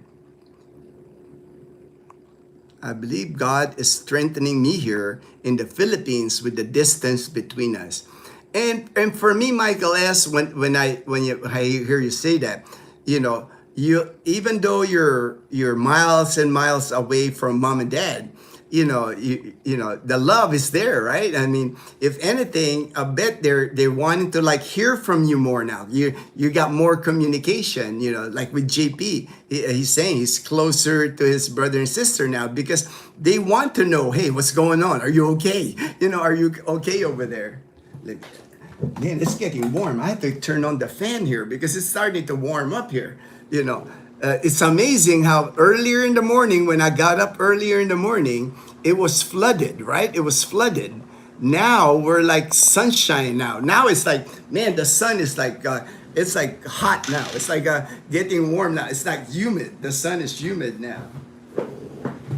It's getting really humid here, so I had to turn on the fan. Here, that way you can see the sun, man. It's like coming up now here. So it's gonna be a sunny day, another sunny day here in our area. Car show with school video surprised me. I know, right, Ted? Hey, thank you. I'm glad you enjoyed it, Ted. Alexis, that's what I said too. Alexis, man, where did this Alexis came from? I have never seen Alexis. That's the first time I've seen Alexis in Aklan province. I could expect that maybe in Iloilo City, but not in Aklan. We're so provincial here. I sub to your channel. All right. I got here with one check, one care. Yeah, I saw it, man. I saw what JP brought, man. JP packed light. He packed light. The only thing I needed more was t-shirts, and they are cheap. Yep. You can, JP sees that here. T-shirts here are about brand new t-shirts here, 200 pesos at the most, 250. Today at 1 p.m. is I filmed that before, Kim, the Patik Ati battle at Pastrana Park. I have filmed that before. If you want to hear the original, yeah. I have a video of that previous Ati Atihan. And tomorrow, just a heads up, I probably won't do a live stream tomorrow morning because I have an errand to run tomorrow morning. After I drop Leanne off, I have an errand to run tomorrow. So no live stream tomorrow. Distance makes the heart grow fonder. Yeah, I think so. I think that is true, Bon. I think that is true. I was so material. I was too, Michael. You know, it's like, man, I had Air Jordans, I had leather jackets. I was balling. Like, I was balling back in the day, man. I used to take trips to Vegas, to Cancun. I was living the American dream that I thought. You know, I thought that was the American dream. You know, I had a pension, I had a good paying job. You know, I thought I had it all, but even during that time, you know, I was just not happy. You know, it's like I wasn't sad or anything, but everything was a grind. You know, because like I love my time road cycling in Arizona, man. I went to Casa Grande, to Williams, to Phoenix, to Tombstone, to Bisbee. I like rode my road bike. I had a rack on my Mustang on the back, and I would put my road bike there, and I would ride with my friends. We would like we did that like drafting each other. I mean, it was a blast. We did the L Tour. I did a couple of L Tour, the 100-mile race in Tucson, Arizona.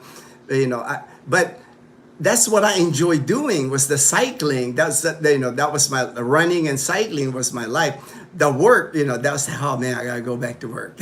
You know, you go back to work, and it'd be like Tuesday or Wednesday. Oh man, a few more days of this until Friday, till you're back on your bike on Saturday and Sunday.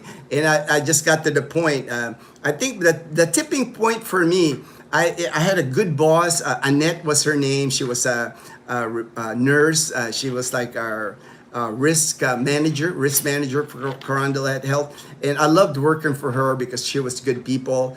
But when they replaced her, I went from having, my boss was a nurse to a lawyer.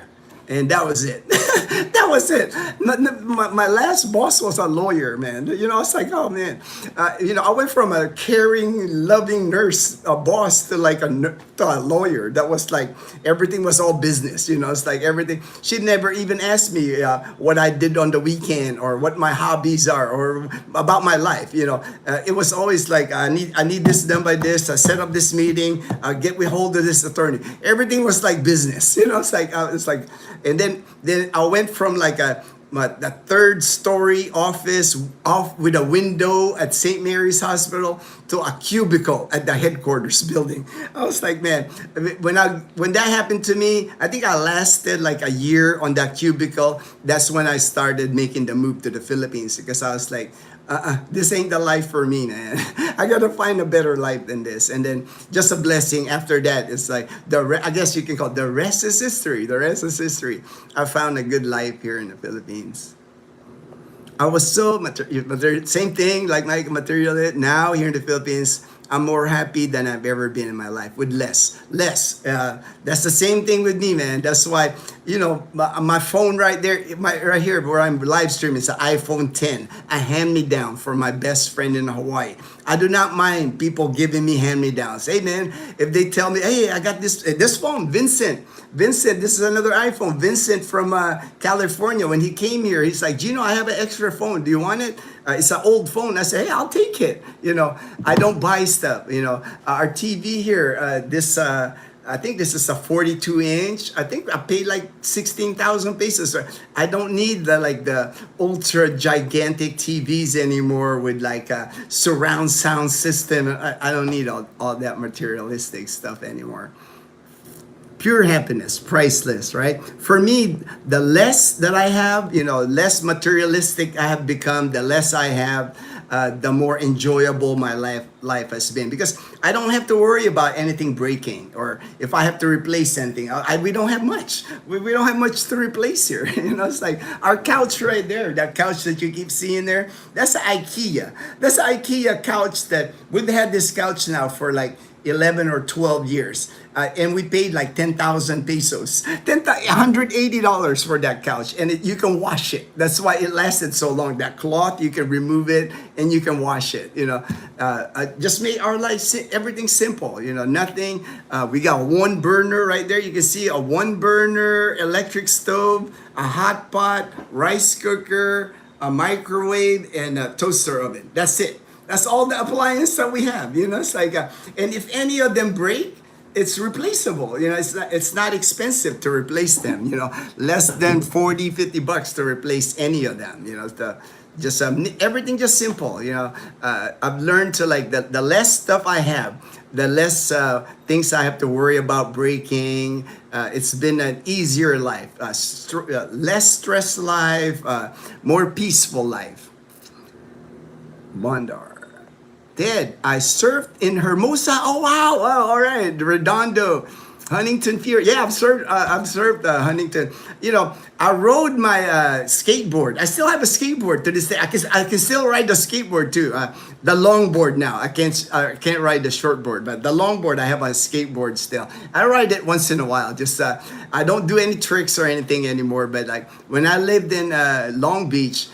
When I moved, my whole high school years until I graduated, I rode my skateboard all over the place, on the beach, on Long Beach itself. Going to school, I would be like, I was one of those kids that always carried a skateboard, and then surfing, of course. Redondo, yeah, I know all these places you're mentioning, man. I didn't know Ted that you're like also a Southern Cal. I joined the military from Long Beach, but I haven't been back since I joined the military. What happened was my mom and my stepdad at the time, Earl, he passed away already. They moved to Houston. There was a big migration of my family.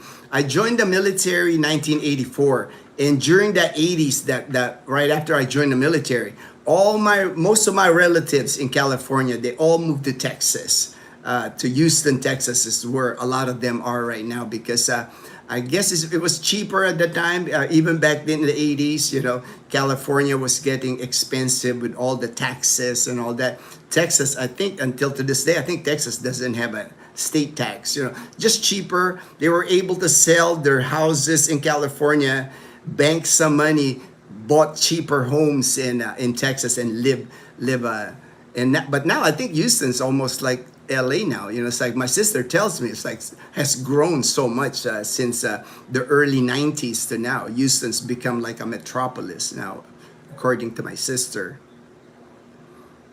JP, it was larger size. I would pack more shirts and shorts. I have Amazon on the way with deodorant. I can't find here. All right, good tip, good tip.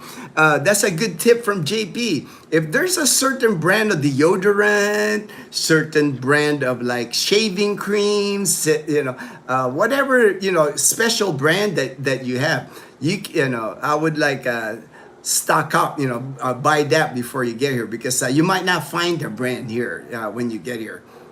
Me, I'm just like when I landed here, I just start using whatever they got here. It's like I don't look for brand anymore. Whatever they have here, that works. That works for me. I had a big house, big pickup, fishing boat, and that would go 60 miles and burn a gallon every 3 minutes at full speed. I used to complain, and at that time, gas was only $1. Ooh, $1.69. I mean, I know it's a lot higher, right? A lot higher now. Edsel, Gino, on my visit to Aklan and meet you, I'd like to take you to my Aklan and Friends bus in Makato Cafe. I've been there. Business. We actually filmed. I actually filmed Makato Cafe by the rice field. We had that tree house. We had halo halo. We had halo halo there. Chole, we've been there too. The Makato Chole. We went camping there. We spent the night. We spent the night at Chole. I filmed that also. I filmed part of. If you look at my playlist, I think Aklan playlist or maybe Makato playlist. But we've done that. But be happy to meet up, man. Be happy. Mary's in Calibo Ridgeview only. Oh, Ridgeview I haven't. So maybe we'll do the Ridgeview. I haven't checked out that Calibo Ridgeview. But if you want to meet me, we can hang out. No worry. I'm always open. I'm always open. I like meeting people that I meet online. I meet on the live stream. Is it that Axe deodorant that causes the women to run after you? The Axe deodorant? The women to run after you? I don't know, man. JP, Captain Ron, you need to ask Edgar about women chasing him. I am Filipina-less. What's his secret? Joe, JP, you need to run slower and let them catch you. Oh, there you go. There you go. JP, maybe it is. Maybe, JP's always on the go, man. JP's always like wanting to do things. And Castaway, the people of my are what makes me so happy here. So humbling how welcoming the locals are here. I am family to them here in Duma. I meet new people every day. Hellos and smiles. Bless. Amen, brother. My brother from another. And to me, that's such a blessing, right? Coming from a foreign land, America, when you get to a new place, you don't know what to expect. But when you meet people and it's all smiles, all welcoming, they want to show you, they want to embrace you, like even the coffee shop, right? That you're invited to their Christmas party. I mean, to me, and it's like that's just such a blessing. It makes you feel welcome. And I know JP's gonna experience. Edgar's experienced that already. So I know the longer JP stays here, he's gonna experience that more. This Sunday, I'm taking JP to a couple of houses because every year during Ati-Atihan, the Sunday, January 18th, that's the Fiesta Day. Fiesta Day, basically, that lunch and that dinner, you're gonna be invited to people's houses. Like me, I'm already accepted invitation to 2. And I'll take JP with me. It's free food, man. It's like lechon, catered food, shrimp, you name it. Desserts, drinks, all the beer you want. If you're a beer drinker, they'll just feed you and you go from one house. When you're done, you go to another house. So bring your appetite, JP. And you'll get to try many Filipino food, especially lechon. I'll take JP with me on Sunday. If it's available. If a Filipina doesn't take JP away. She rises faith. Hello, my dear brother. Hey, sister Ria. Oh no, this is Melissa. Melissa in Corpus Christi. My bad, man. I had to read the YouTube handle. Now have been feeling well. Great to hear. Great to hear, my sister. Have 6 appointments this month. I bought 10. Thank you so much. Thank you so much. Melissa and Nanay, say hello to Nanay. They're in Corpus Christi, Melissa and Nanay. I've been communicating with them for a while now. Stay blessed, my sister. Bless. I'll let you know. I'm sure I got it. I'll let you know though. I'll message you on WhatsApp, Melissa. Thank you so much, Melissa. Joke, I plan on 4 to 6 months single to let my brain get accustomed to not being invisible to women. Ted, all my first wives lived in Carson. Oh no, all right. We live mostly in Long Beach, by the beach on First Street, and then 1 year we moved right before I joined the military. We moved to Bellflower, California, because my stepdad, there was a house in Bellflower they wanted my stepdad to watch, and they had a swimming pool in Bellflower. So my stepdad was like, hey, let's move there. Or it's like, why not? Our own swimming pool.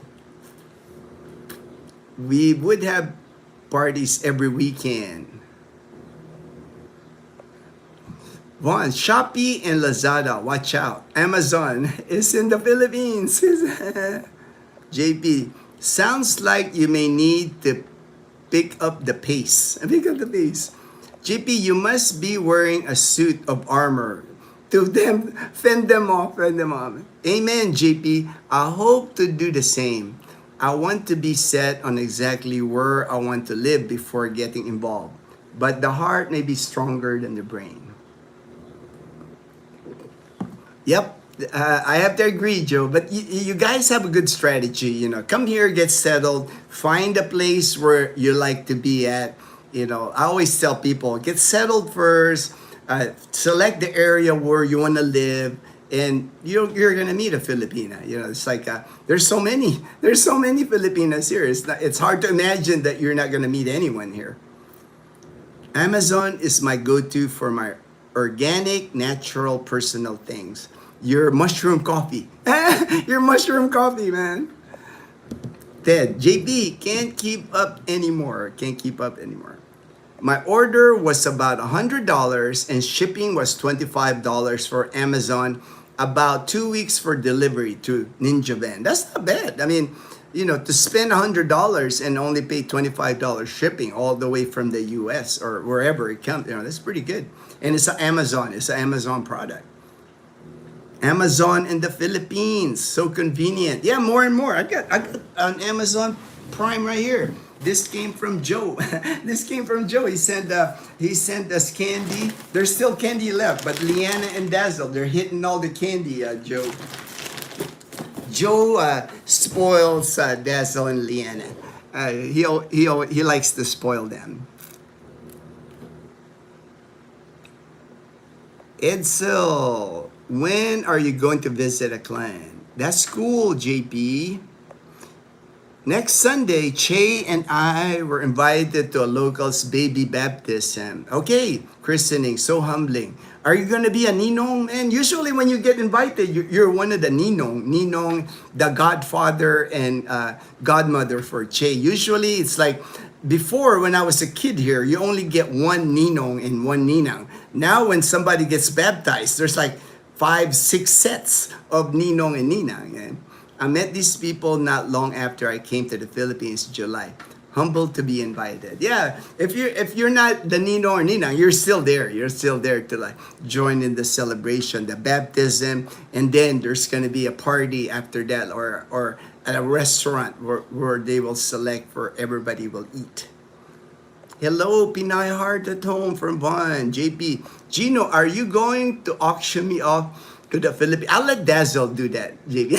I don't do that, man. I'll let Dazzle take care of that, JP. You have to talk to Dazzle. JP, hello, Pinay Heart. Pinay Heart. Hi, Von. Where are you heading to the Philippines? Castaway Drip. You'll have to fun for sure. Lots of food. Yeah. If you, it's called the binyag. Binyag. It's like a baptism. If you attend a baptism, lots of food at the party for sure. Joe Canoe. Some items with Amazon are free shipping if you order over 49. But most items that ship to the Philippines have a shipping charge. Split order if over 200 to avoid import duties. Thank you for that tip, Joe. Thank you. I'm gonna take a picture of that, Joe. That way I'll remember. I knew that before, but I just want to make sure that way if somebody asks me about shipping Amazon. Thank you for that, Joe. Ridgeview, yeah, Sibalu. I see many people, Ridgeview, Edsel, taking pictures there, but I haven't been. I haven't been to that. It's good for camping. All right. I did take Dazzle, Leanna before camping at Chole, but I'll do research more about Ridgeview. I'll ask them if they want to go camping there too.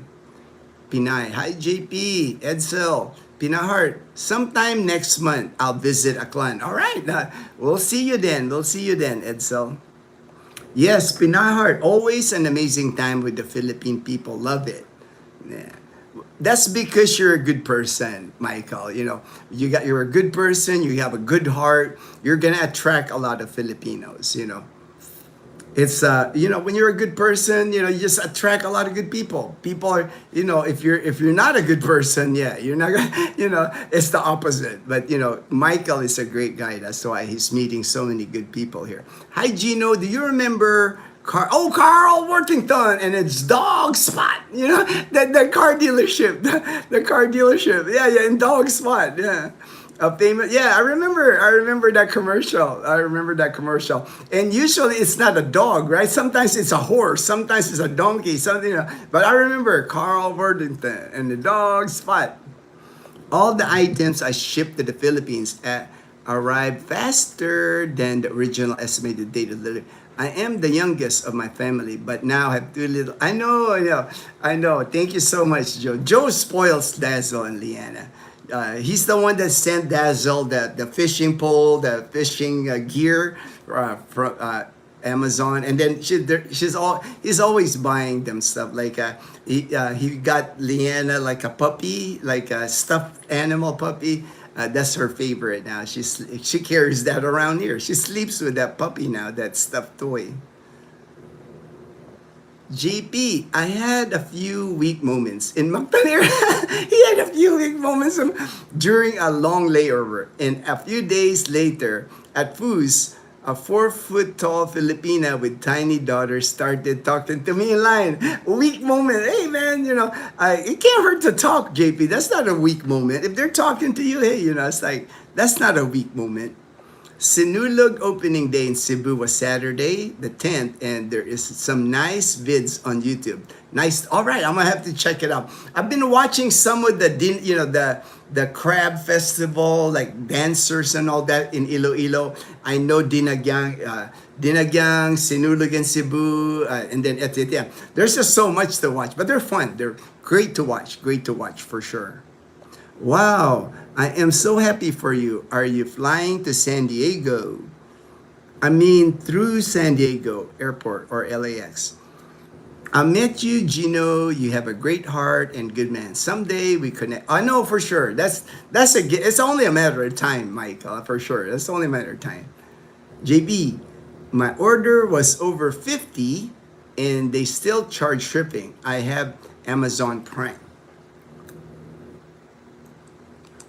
I think it depends on the items, I think, right? It depends on, some items have free shipping, and then some items, they just charge you for shipping. Let me see. I think I've hit pretty much all what I needed to hit on that topic. Leaving behind. Yep, I covered everything I wanted to cover regarding that topic, leaving behind in America. And it's gonna be different for everybody, of course. It's like but it's a big jump. It's like when you have to move away from the country that you've known for, like, some people all their life, to move to another country. It's a big adjustment. One thing, I think I even thought of a topic. Again, tomorrow, no live stream tomorrow. I got errand to run, but the following day, and my topic was going to be the Philippines is not for the weak, and that's going to be my topic. And it just, like, when I was doing this, and I just thought about that.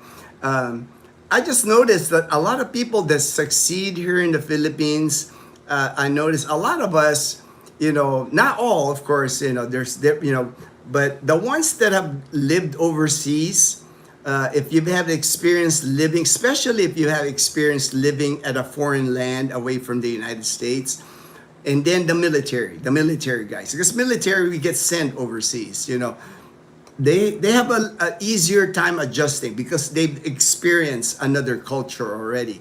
But I've also seen people like my good friend, Fred in Iloilo, that this was his first trip away from the United States, and he landed in Iloilo, and he's having an amazing life there. So, but I have noticed that the people sometimes that I see making comments, or even in the different groups, I think they just didn't have that experience before. Things like little things that will shock them, like the amount of garbage.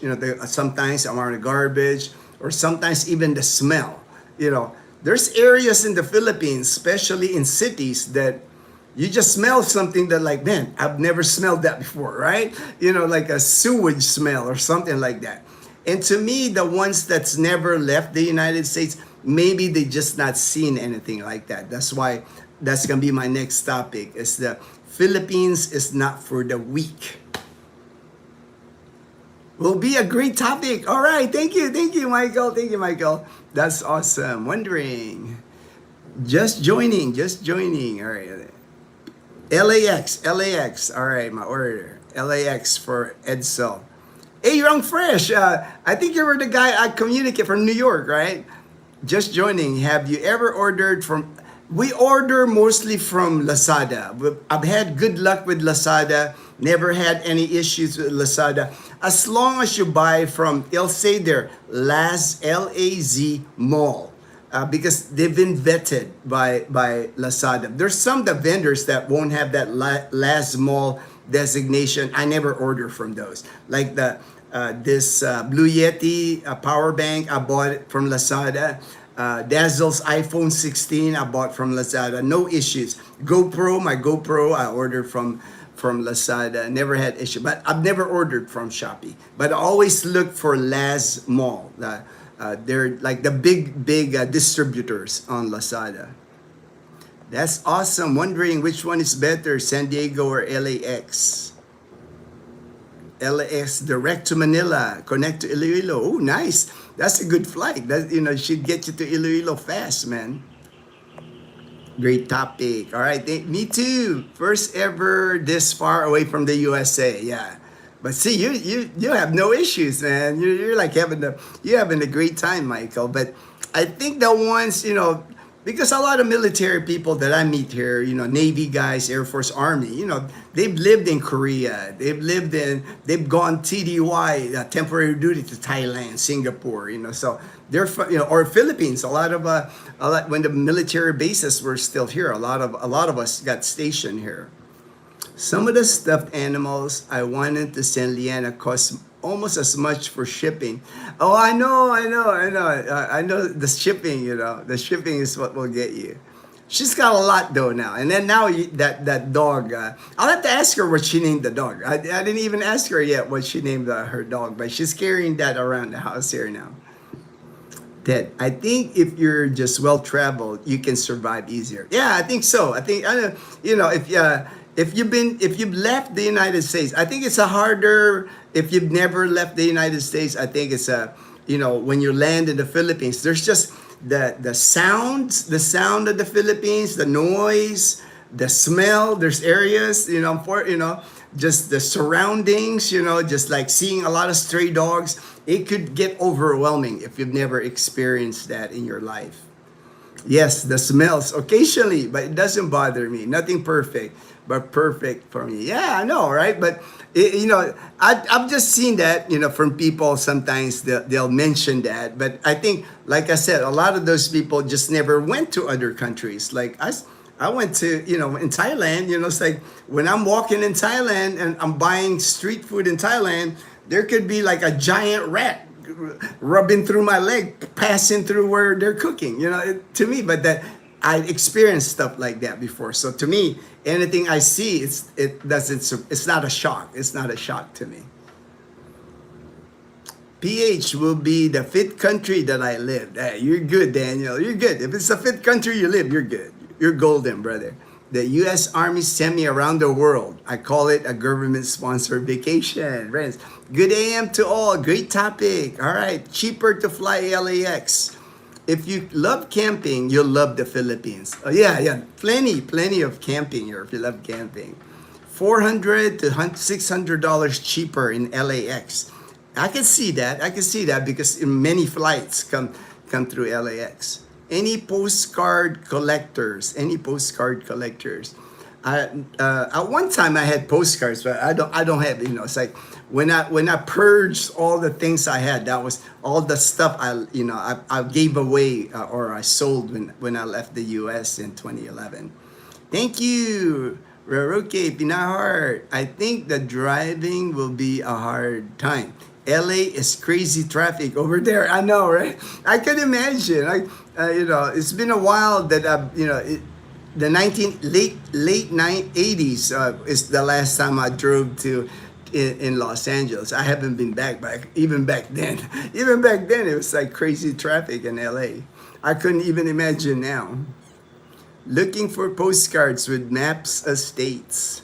Hello, shout out please, Summer Pinay. All right, shout out to Summer Pinay. Met a lot of former U.S. Navy officers before. They collect postcards. Yeah, at one time, postcards were very popular. Now I can't even remember the last time I received a postcard. I'll probably say maybe 5 or 6 years ago, I got a postcard from my friend in Arizona. Actually made it to my house here. Sent me a postcard from Arizona. Yep, Ron, if you love camping, you will love, oh yeah, plenty of camping here.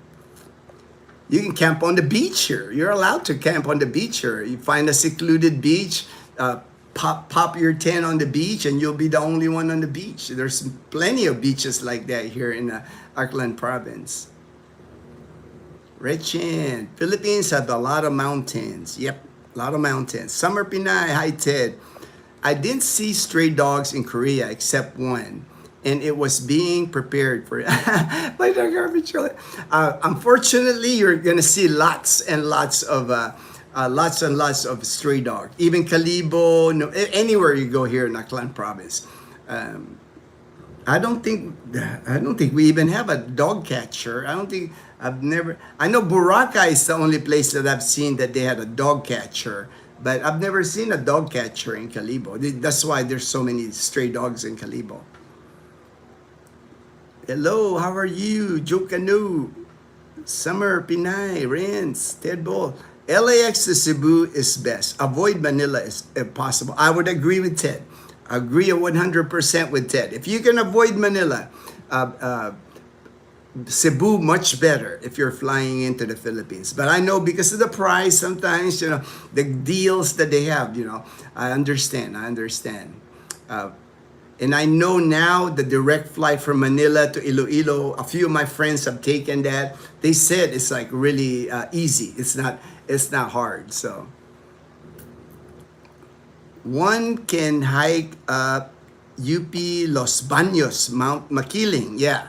I did that long time ago. I was in the Boy Scouts, man. I was in the Boy Scouts in the Philippines from Letron College. And our jamboree, right? We have a Boy Scout jamboree. I think 11 or 12, right before I went to the United States.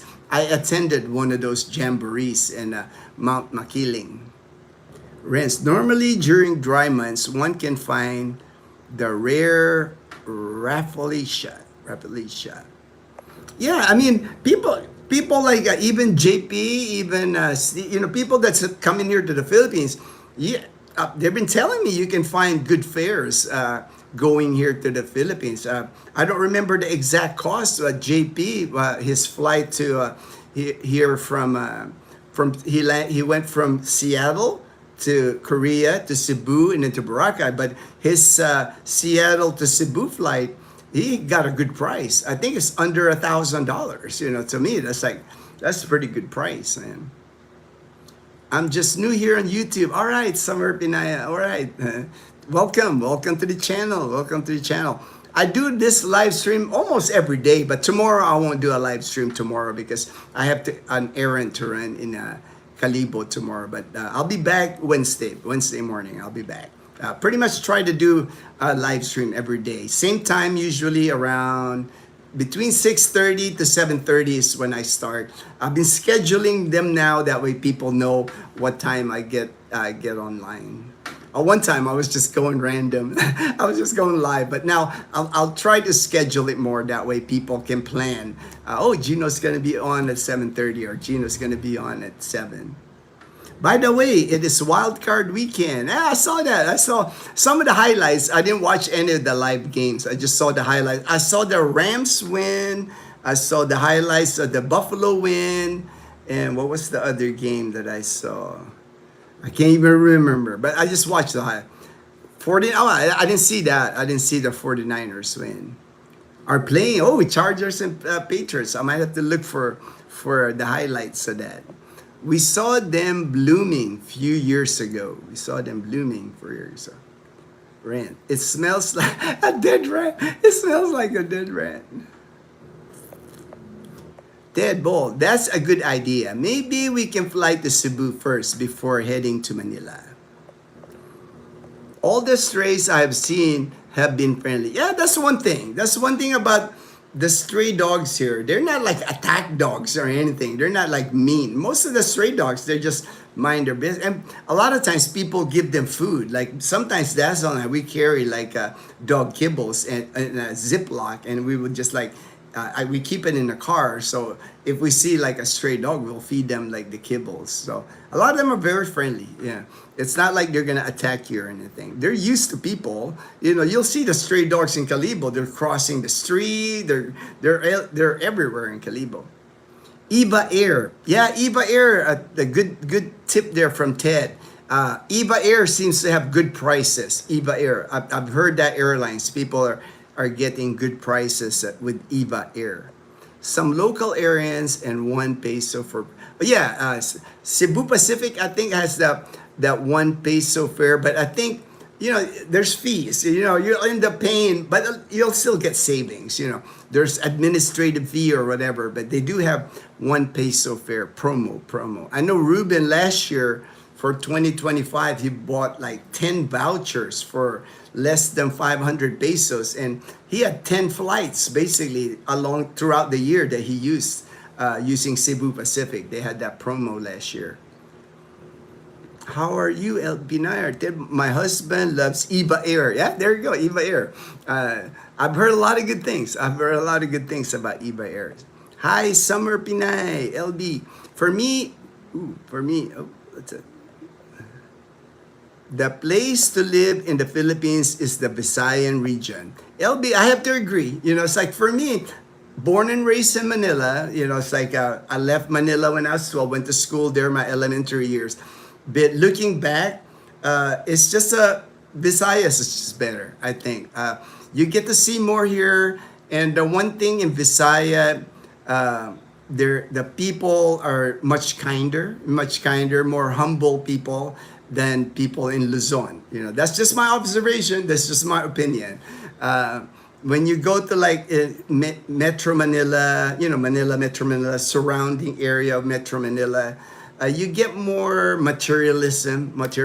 People are concerned about how big their houses, what cars they drive.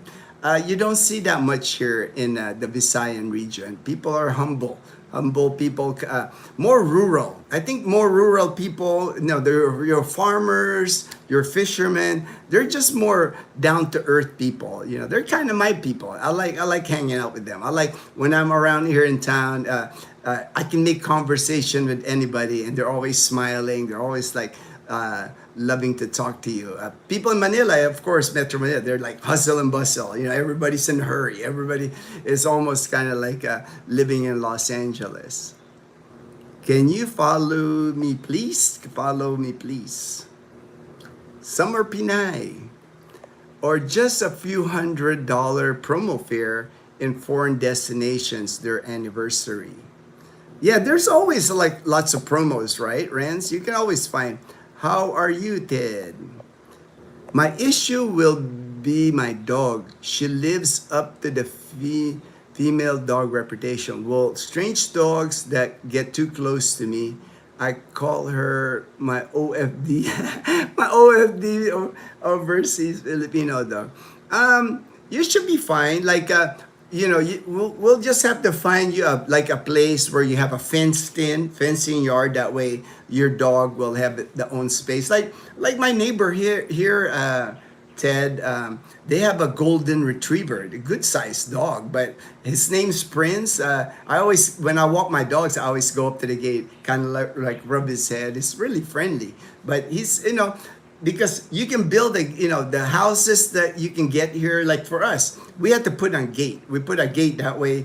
With Toto, I can just let my dogs out. They can play around in the yard. So not gonna be hard for us to find something like that for your dog.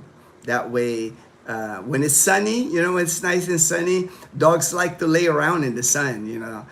Catch some rays. Seattle to Cebu was $612. That was including insurance. See? I mean, that to me, man, that's a bargain, right? Check that out, 612 from Seattle to Cebu for JP. I couldn't believe that when JP told me that. I was like, I was paying more airfare than that during, like, when I used to fly back in 2010, 2011. That's amazing how cheap that is. Visayan region is the best place to live. I think so. I have to agree. If you're picking up, Luzon, Visayas, and Mindanao out of the true regions here in the Philippines, I would have to. I mean, I've been living here now for the last 15 years in Visayas, and I just I love the people here. Very good summer. Thanks. Castaway. I have flown through Cebu both times at the recommendation of other more experienced travelers here to the Philippines, they felt it would be less hectic. Oh yeah, definitely less hectic. If I could avoid Manila, I would be flying Cebu also. Mactan Airport is a lot better than Manila International. Manila International Airport just got a bad reputation, unfortunately. Very crowded. The minute you get into the airport, confusing. And then you hear like that lag bala where they put a bullet in your, stuff happens because there's so many people. It's so congested. It's disorganized. You don't know where to go. You look when you go in. Of course you're looking for your airline, and then even when you line up for your airline, there's so many booths, and then they're just not efficient. I think the volume of people that go through Manila International, but they're trying to do something about it. I mean, they're trying. They're building a new airport in Bulacan that's going to be. They're spending billions of dollars, billions of dollars on this new airport. So we'll have to see. Hi, Summer from Joe Canoe. How are you, Castaway Pinay? Wow, I wish my friend went to the Philippines. She told me that she paid 3,000 round trip. She was from LA, but this was, when I used to fly Pinay Heart back in 2010, 2011, my round trip tickets were $1,500 and below. Usually is what I paid back in 2010, 2011 time frame. So that's why I was shocked when JP told me about $600 for one way. That was like, man, that's an amazing price. How are you? Kumusta? Pinay Art. Rents. Piso fare in some local area during the, Cebu Pacific. Cebu Pacific does that. I know Air Asia also does specials like that. I haven't seen one for Philippine Airlines. I haven't seen one. I'm from Australia. Summer Pinay is from Australia. All right. We got some people from Australia here that joins the live stream. Yes, heard that also about Eva Air. Summer Mabuti. Saan ka dito? JP, hello, Summer Pinay. Oh, okay. Summer Pinay. Nice. We have more people from, we have more people from Australia here. Australia, all right. Philippine Airlines, Air Asia also got their respective promos. Hello, I'm Don Kedick. All right, Liam. Young Fresh. I tried sharing a free link to watch football games for free, but YouTube doesn't allow sharing links. Oh, okay, all right. Thank you for trying though, Young Fresh. Thank you for trying. I just watch the highlights now. I'm not really big on football now. I'm more a baseball fan. I love my Dodgers. So when the here, I got once the season starts, I subscribe here, Spot TV, and we pay. Dazzle and I pay a monthly fee while the baseball season. That way we can watch the Dodgers. And then NBA League Pass, we pay membership for that too. But I haven't paid a membership for football. That's good to hear. Lots of Aussie watching. Yes, lots of Aussie. Are you planning to visit or moving back there? Edsel, my last LAX to Cebu, the layover time was 9 hours. Yeah, I think that was the thing with JP's flight too. He had a long layover. When he landed in Cebu, he was gonna fly to Boracay. It was, I think, 8 hours layover in Cebu. Hello, Summer, JP. Since no live tomorrow, I'm going to take Blue Arrow out into the province and let the magic happen. All right, just be safe. I know you're an experienced motorcycle rider, JP, but have fun, JP. Hi, Castaway. Yes, going for holiday this year in Manila. All right. JP, I was watching Google Flights for a month, and the window opened in the middle of the holiday season. And man, you just got good strategy there, JP. Not for Eva Air duration time. Was 20 hours from LAX to Cebu, about 2-hour layover in Thailand.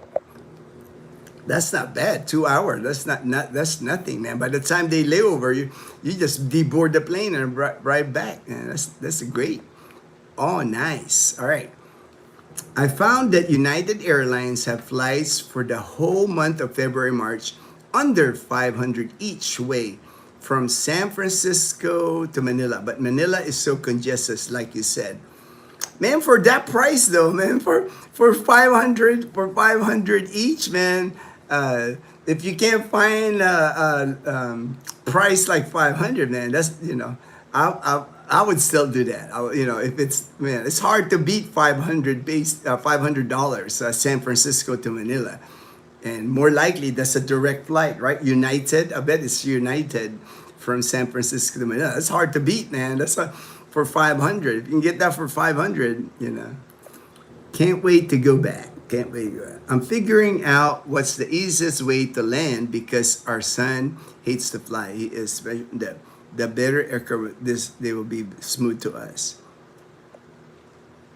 I would probably think, since he doesn't like to fly, like a direct flight. Like if you're flying from LAX, to Manila. If I don't know, I haven't heard about LAX to Cebu, but that way it's not like in and out of airports, spending more time in terminals. A direct flight for me, would probably make sense since your son doesn't like to fly. Where are you from, Pinay Heart? JP, Seattle to Seoul was 12 hours, Seoul to Cebu 4.5. Maybe we can ride a train on the way to Imus, Cavite. Yeah, we'll have to ask Fortune about that. Once you land in Manila, what's available, if a train is available now. Fortune will know that. I always take PAL because of convenience, but pricey. But maybe if traveling light, I'll try EVA.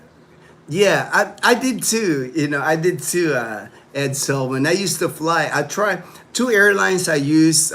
Hawaiian Airlines I used before just because I had a membership and they treat me well with VIP lounges and all that. I liked it with the points at the time I had Hawaiian Airlines Visa, but I've used Philippine Airlines too because if your landing spot in the Philippines is somewhere else, if it's not Manila, at least when you land in Manila on Philippine Airlines, international and domestic is in one airport. You don't have to leave. Unlike if you fly United, you're gonna land at Ninoy Aquino. If you gotta go to Visaya, you gotta go from Ninoy Aquino International to the domestic. Philippine Airlines, you're in one airport. That's the advantage of flying Philippine Airlines. If you're coming somewhere around the world and you land in Manila, if you have another flight somewhere else, you don't have to leave the airport.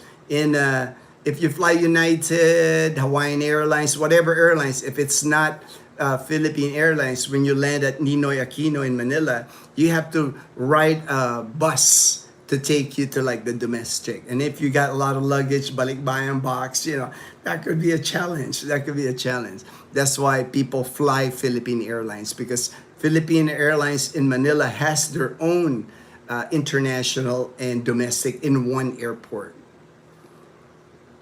We have a home in Imus, but we need to remodel the house or rent somewhere first. Yeah, probably when you land Pinay Heart, like rent first. Just find something to rent while you're remodeling. You don't want to be remodeling and be like living in it. I always stay in Okada. I've heard about Okada. I've heard about that place in Manila. Never stayed there, don't ever. We can keep in touch, Pinay Heart. All right, keep in touch. That's good. Yes. You have a Facebook. We plan to move back there 2 to 3 years. Depends how soon we can get rid of our house in the USA. I live in Oceanside, California. I got YouTube only. Okay, is this your YouTube account? All right. JP, you're trying to stack up those points with your new bike. Yeah. Ooh, they moved there. Pinay, I wonder if Philippine Airlines has ADA accommodation. TSA here, they provided accommodation. They provided a wheelchair and cut the long lines. I wonder if if you're many people here use the wheelchair. If you're disabled, if you have some of them not even disabled. I know some of the elderly people they'll use a wheelchair and you get priority. And they always have priority here for elderly people. That's or pregnant people, elderly people, pregnant people, and then PWD, person with disability here. You always get ahead of the line here in the Philippines. I know because I'm PWD. I have a Philippine PWD card, and I don't have to line anywhere here. Banks, anywhere I go, I don't have to. There's a specific line for me anywhere I go here now.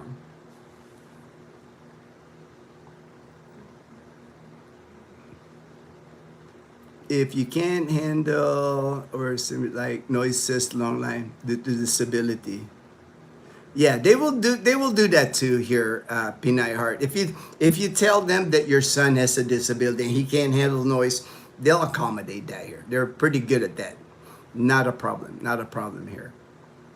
Was seeing United flights in August, Idaho Falls, Seattle, Cebu.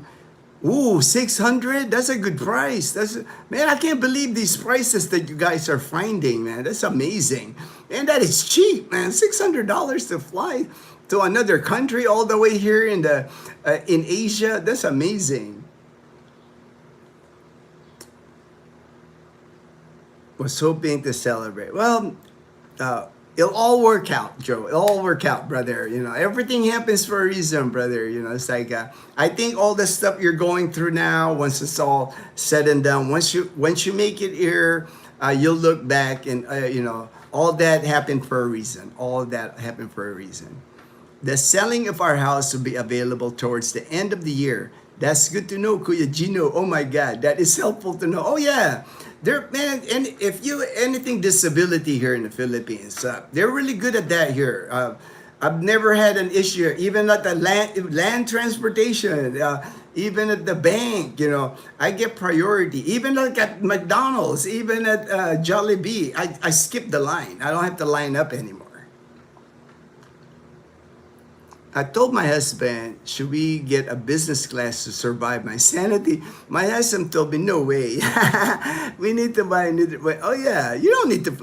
Man, if I know people have flown business class, but if it's too much money, I've never flown business class in my entire life, and I'll be 60 this year. I've never experienced business. I'm flying coach. I just want to make sure my own son won't have a meltdown. I understand, Pinay Heart. September, October, the price is in $800 to $900 range. Ted, those cheap prices might not include taxes and fees. Exchange rate today. All right, let me check. Flyboy, I haven't checked. I don't really check the dollar, man. To me, man, it's high enough, man. It's high enough. I'm happy with the price as it is. Let me see here. Okay, dollar to PHP, go. 59.22 this morning. Young, do the hotels give local residents of Boracay discounts on hotels like Shangri-La or other resort local? Not really. Most people here, Young Fresh, when you're booking in Boracay, even for me, most people go Agoda, go online, and whatever price you can get at agoda.com. I do have friends in Boracay that, that I can text and get a room at the Airbnb that they run or hotel that they run. But most of the time, there's, when you go to Agoda, it'll show there's some discount, but I don't really know if it's really a discount. At least you can compare prices. Shangri-La is expensive. That's like one of the most expensive hotels in Boracay. Is it easier now to renew a U.S. passport? Here in the Philippines, it's easy. I did it by mail. I didn't even have to go to the embassy here. I renewed my passport about 4 years ago, so I still got 6 years, but you can do renewal of passport here by mail. I don't know how easier it can get, right?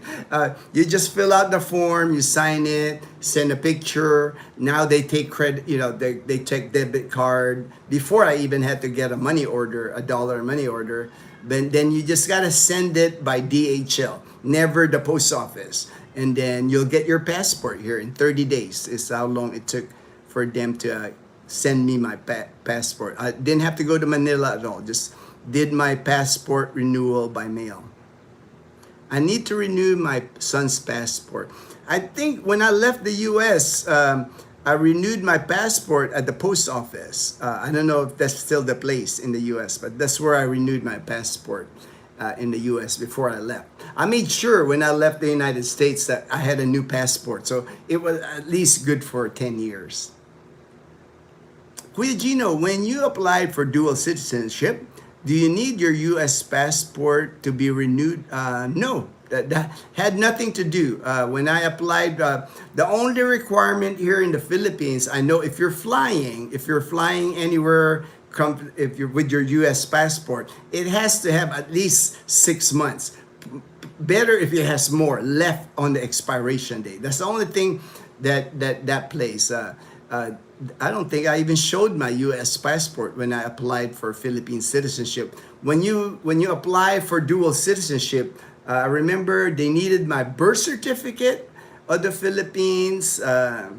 Pretty much, I think that was the main document that I needed. It was I just had to show proof that, and it has to be the PSA, the Philippine Statistics Authority symbol on it, that makes it an official birth certificate here in the Philippines. But I think that was the main document. I just had to prove that that I was born in the Philippines. Photos, I had to show photos, and the fee, and then the application. You have to fill out an application and sign the application. And then you have to appear. You have to appear at the Bureau of Immigration in Manila to do your swearing in to the Philippines. I want to apply for dual, but my son's U.S. passport expired. Oh, okay. I don't think it matters. You can check at the consulate where you're going to apply. I don't think it has to do with, because they're basically, what you're going to get, Pina Heart, when you apply for Philippine citizenship is you get a certificate. Almost the same like a naturalization certificate in the U.S. when I got naturalized, when I became an American citizen. You get the same certificate, like if you apply in a Philippine consulate in America, or if you apply here. They don't issue. I don't have a Philippine passport. I can get one, but I really just go by using my American passport. Some people get a American passport, Philippine passport. Me, I'm good with my U.S. passport when I travel. I just carry my U.S. passport and my certificate, a copy of my Philippine certificate. That way, I don't pay any fees or anything like that when I travel outside of the Philippines. I guess I can get a Philippine passport and be like Jason Bourne. I have like 2 separate passports. I have 2 passports. That's kind of cool. I have two separate passports.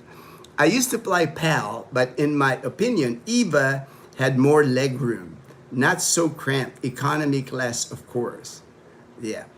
Oh, okay. All right. Yeah, me, I'm always kind of cramped. And when I fly coach, I'm 5'10". I got pretty long legs. So it is, you do feel cramped in there. I've flown Philippine Airlines where, if I'm sitting down, my knee is almost hitting like the seat in front of me. But, I haven't flown long distance now since 2011. I've flown to Singapore. I've flown to like Hong Kong, but these flights are like 3-4 hour flights. Nothing like the, crossing the Pacific Ocean. That's a long trip, man. Was able to do everything at my county courthouse and waited a couple of weeks. Yeah, we need a room for sure. Thanks, Kuya Gino. I can start my dual citizenship now and for my son. Oh yeah, I would, a lot easier to do it where you're at. And you're in San Diego. I think my friend Joel, they just got, I think they went in San Diego. I think there's a consulate in San Diego where they took care of it.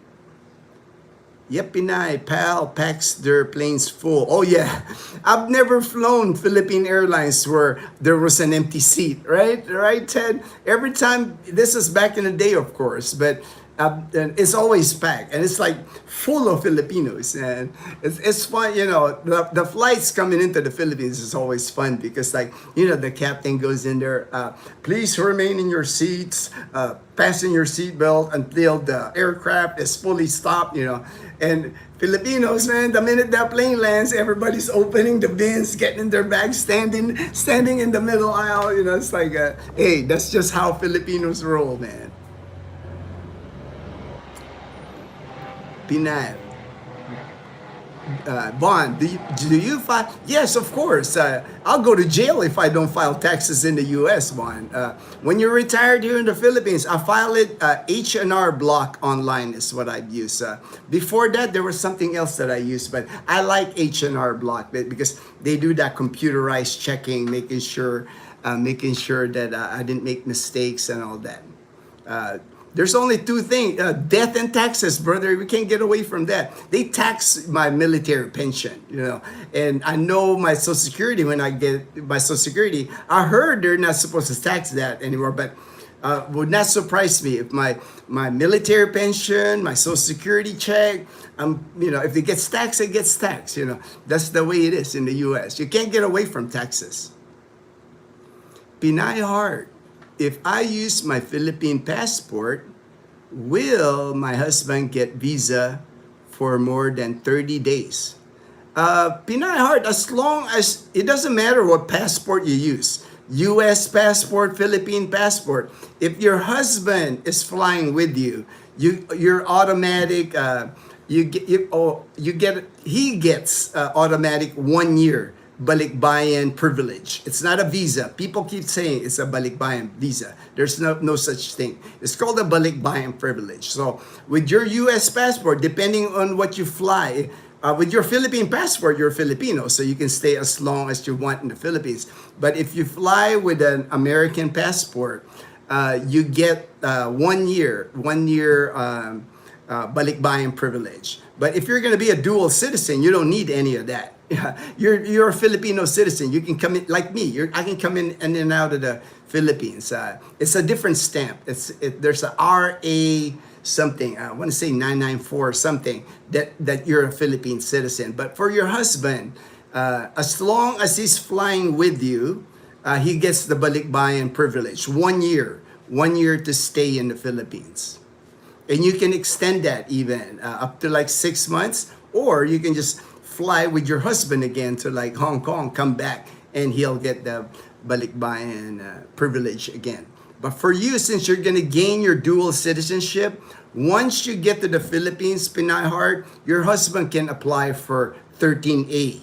That's a visa. That's a permanent visa, a Philippine permanent visa. So that's why it's important. It's important for you to get your dual citizenship, I think, because if you guys plan on staying here, it would be easier for you that you and your son will be Philippine citizens, and then your husband can get that 13A resident visa here, and he can stay here as long as he's married to you, as long as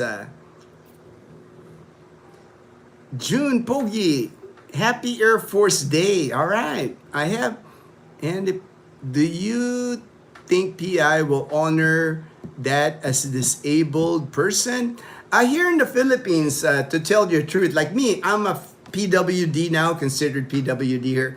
I don't have a card or anything on my car, but anywhere I go in Calibo, there's always parking for PWD.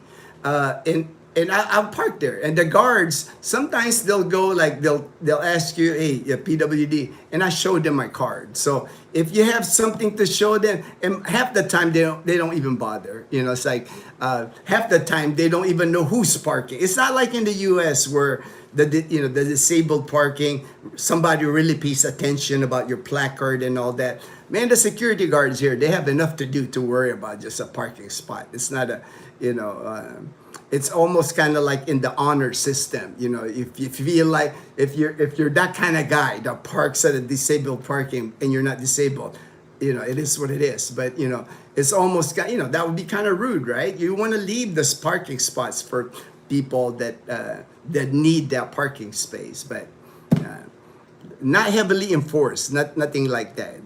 Things like that here in the province anyway. Now I can't speak for Manila. That's a totally different ball game in Manila. They got so many rules here.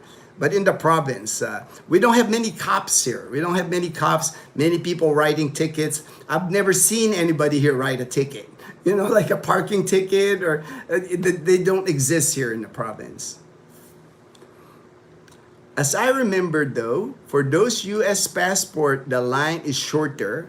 Isn't it? We have different lines if we use Philippine passport.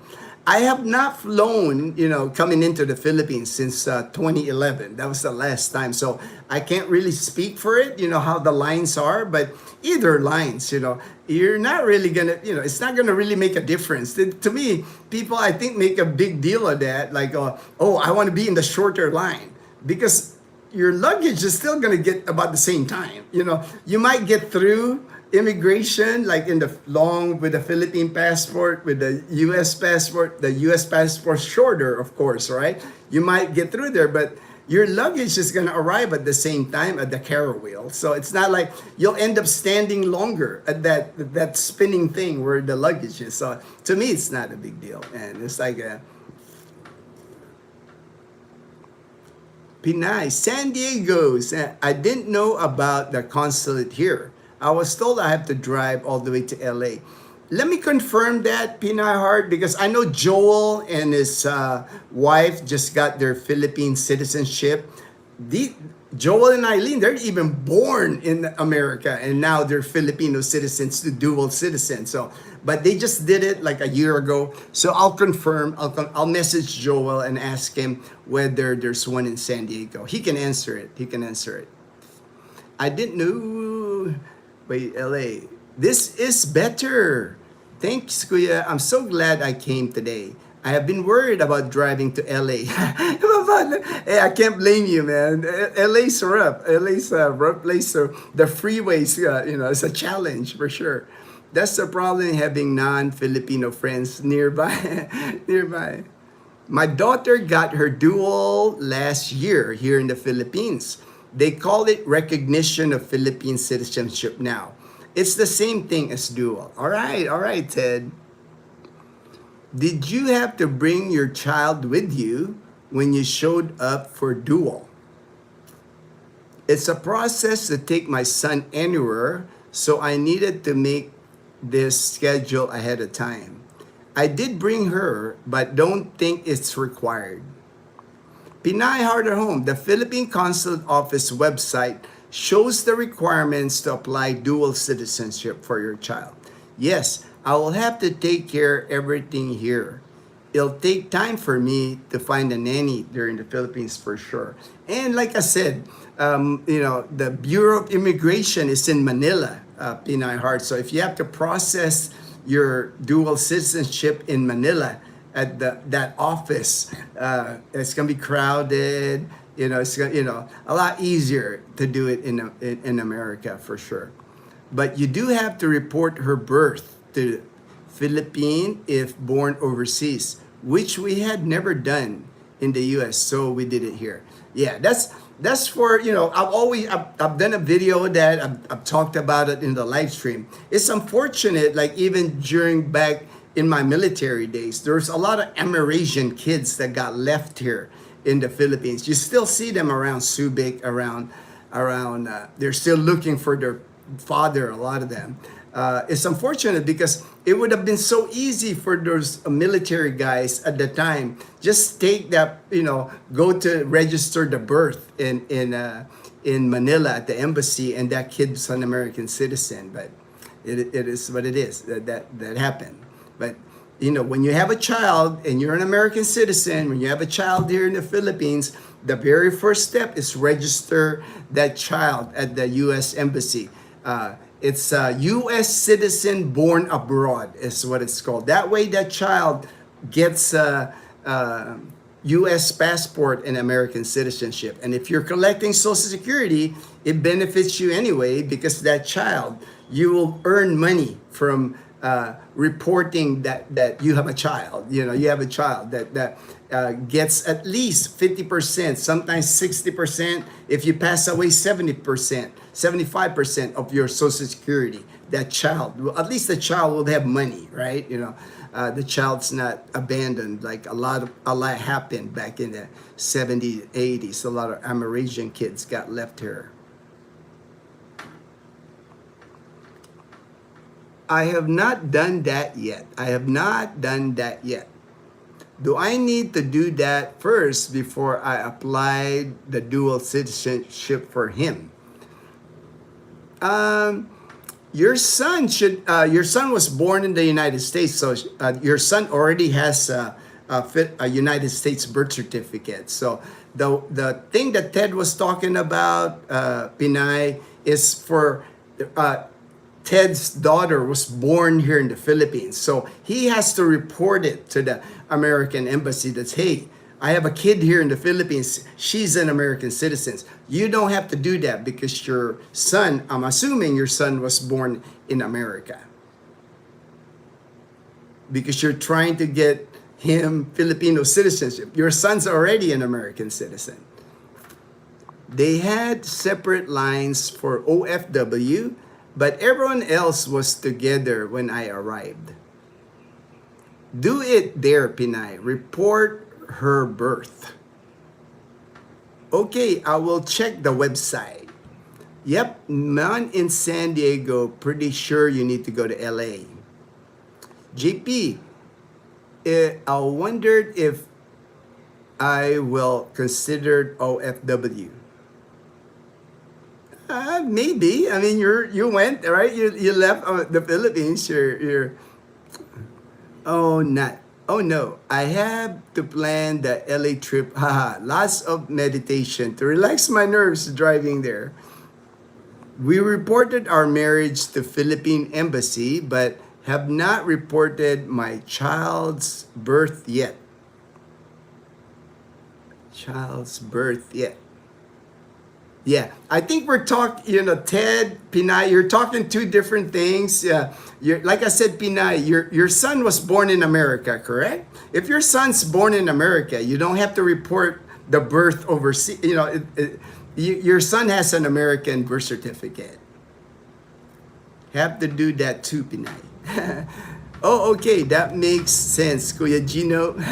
Thank you. Have you tried a military flight called Space A going to Hawaii, then the Philippines? I have not ridden Space A. I used to when I was active duty military. I retired from the United States Air Force in November of 2003.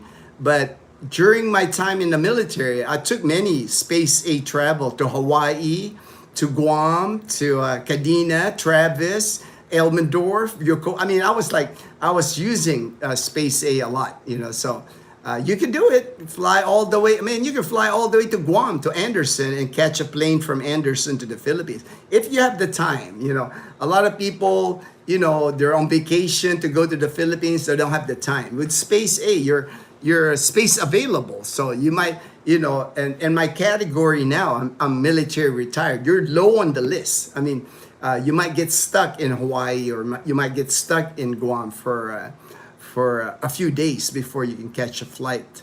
And there's no flights to the Philippines as far as the hops, as far as military Space A.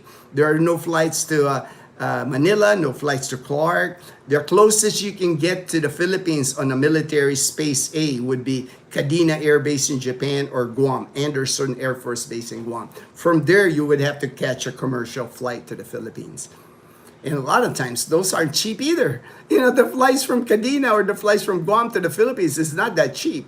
Hawaii to the Philippines is not that cheap either. You'll save some, but it's not the big savings. Find out if you still need an appointment to appear. Last time I went, all transactions are appointment. Thank you. Good advice. The good advice there, Southern Cal. I would think you would need an appointment. I think everything is appointment online now. That's a big thing now in the U.S. I will check. We'll be happy to contact them. No, Gino, born U.S., you need to report child's birth to Philippines for dual. Yeah, yeah. All right. Because the thing I'm saying, it's still your son, right? The birth certificate. See, his Pinay's Heart son is gonna get dual citizenship based on Pinay Heart, because Pinay Heart is the Filipino. So the son's American birth certificate will have Pinay's Heart's name on it. That entitles him to become a Filipino citizen. That's how my friends Joel and Eileen, both of them born in the United States, they go to the consulate to get their Philippine citizen. That's all I'm saying. So for me, there's no need to report it. Like Pinay Heart hasn't reported the birth of her son now to the Philippine consulate because he had no intention. Pinay Heart son had no intentions of going back to the Philippines. The only reason that they're going to the Philippine consulate now is for Philippine Heart to gain back her citizenship, or for the son to get Filipino citizenship, because he's never been a Filipino citizen. That's all I'm saying. I think it's two different things we're talking about. The process here in the Philippines, I know what you did. I know what you did here. You had to report your son, your daughter was born here, right, in the Philippines. You got the overseas abroad, United States abroad, and then if you want to get a certificate for your son, for your daughter that she was born here, if you want to get a Philippine certificate, a citizenship, you can get that too. But many people actually, because she already has the. I'm assuming your daughter was born in the Philippines. See, we're talking to a lot of confusion, because I don't understand the whole your situation, Ted, and then Pinay's Heart situation could be two different things. I'm not sure whether your daughter was born here in the Philippines, Ted. Oh, okay. Now I get it. Now I get it. Your daughter is born. Your daughter has a you. Of course, your daughter has to apply for at the consulate to get dual citizenship. Now I get it, because to me it wasn't making sense, Ted. Because I'm thinking, if your daughter was born in the Philippines, why would she need dual citizenship? She already had a Philippine birth certificate. That's the confusion. My fault. That's why I got confused, because talking two different things here. But my fault, Ted. I apologize, Ted. Pinaya, I will not ride a Space A. We are the least priority. We don't want to get. Yeah, exactly. Very smart, very smart. It's not big savings anyway. Like I said, if you go fly Space A to Hawaii and then catch a commercial flight Hawaii to the Philippines, you're not going to save a lot of money anyway. And then the risk of getting stuck in Hawaii, you're going to spend money stuck in Hawaii for, it's expensive in Hawaii, man. I have experienced Space A from Atsugi to Okinawa, but my husband active duty back then. But we can't find a flight back to Atsugi, so we had to buy tickets going back to the mainland. Yeah, I know. Space A travel really is for people that have time, that can afford that, don't mind being stuck at one location. To report means to show up in person to Philippine Embassy, right? To report means, yes, that unless you can do it online. I don't know. That might be an option. You might want to check the Philippine consulate website if that's an option, whether you can just send the documents. But that's what it is. If you want to report, it probably doesn't hurt if you bring the kid to report that to the Philippine Embassy.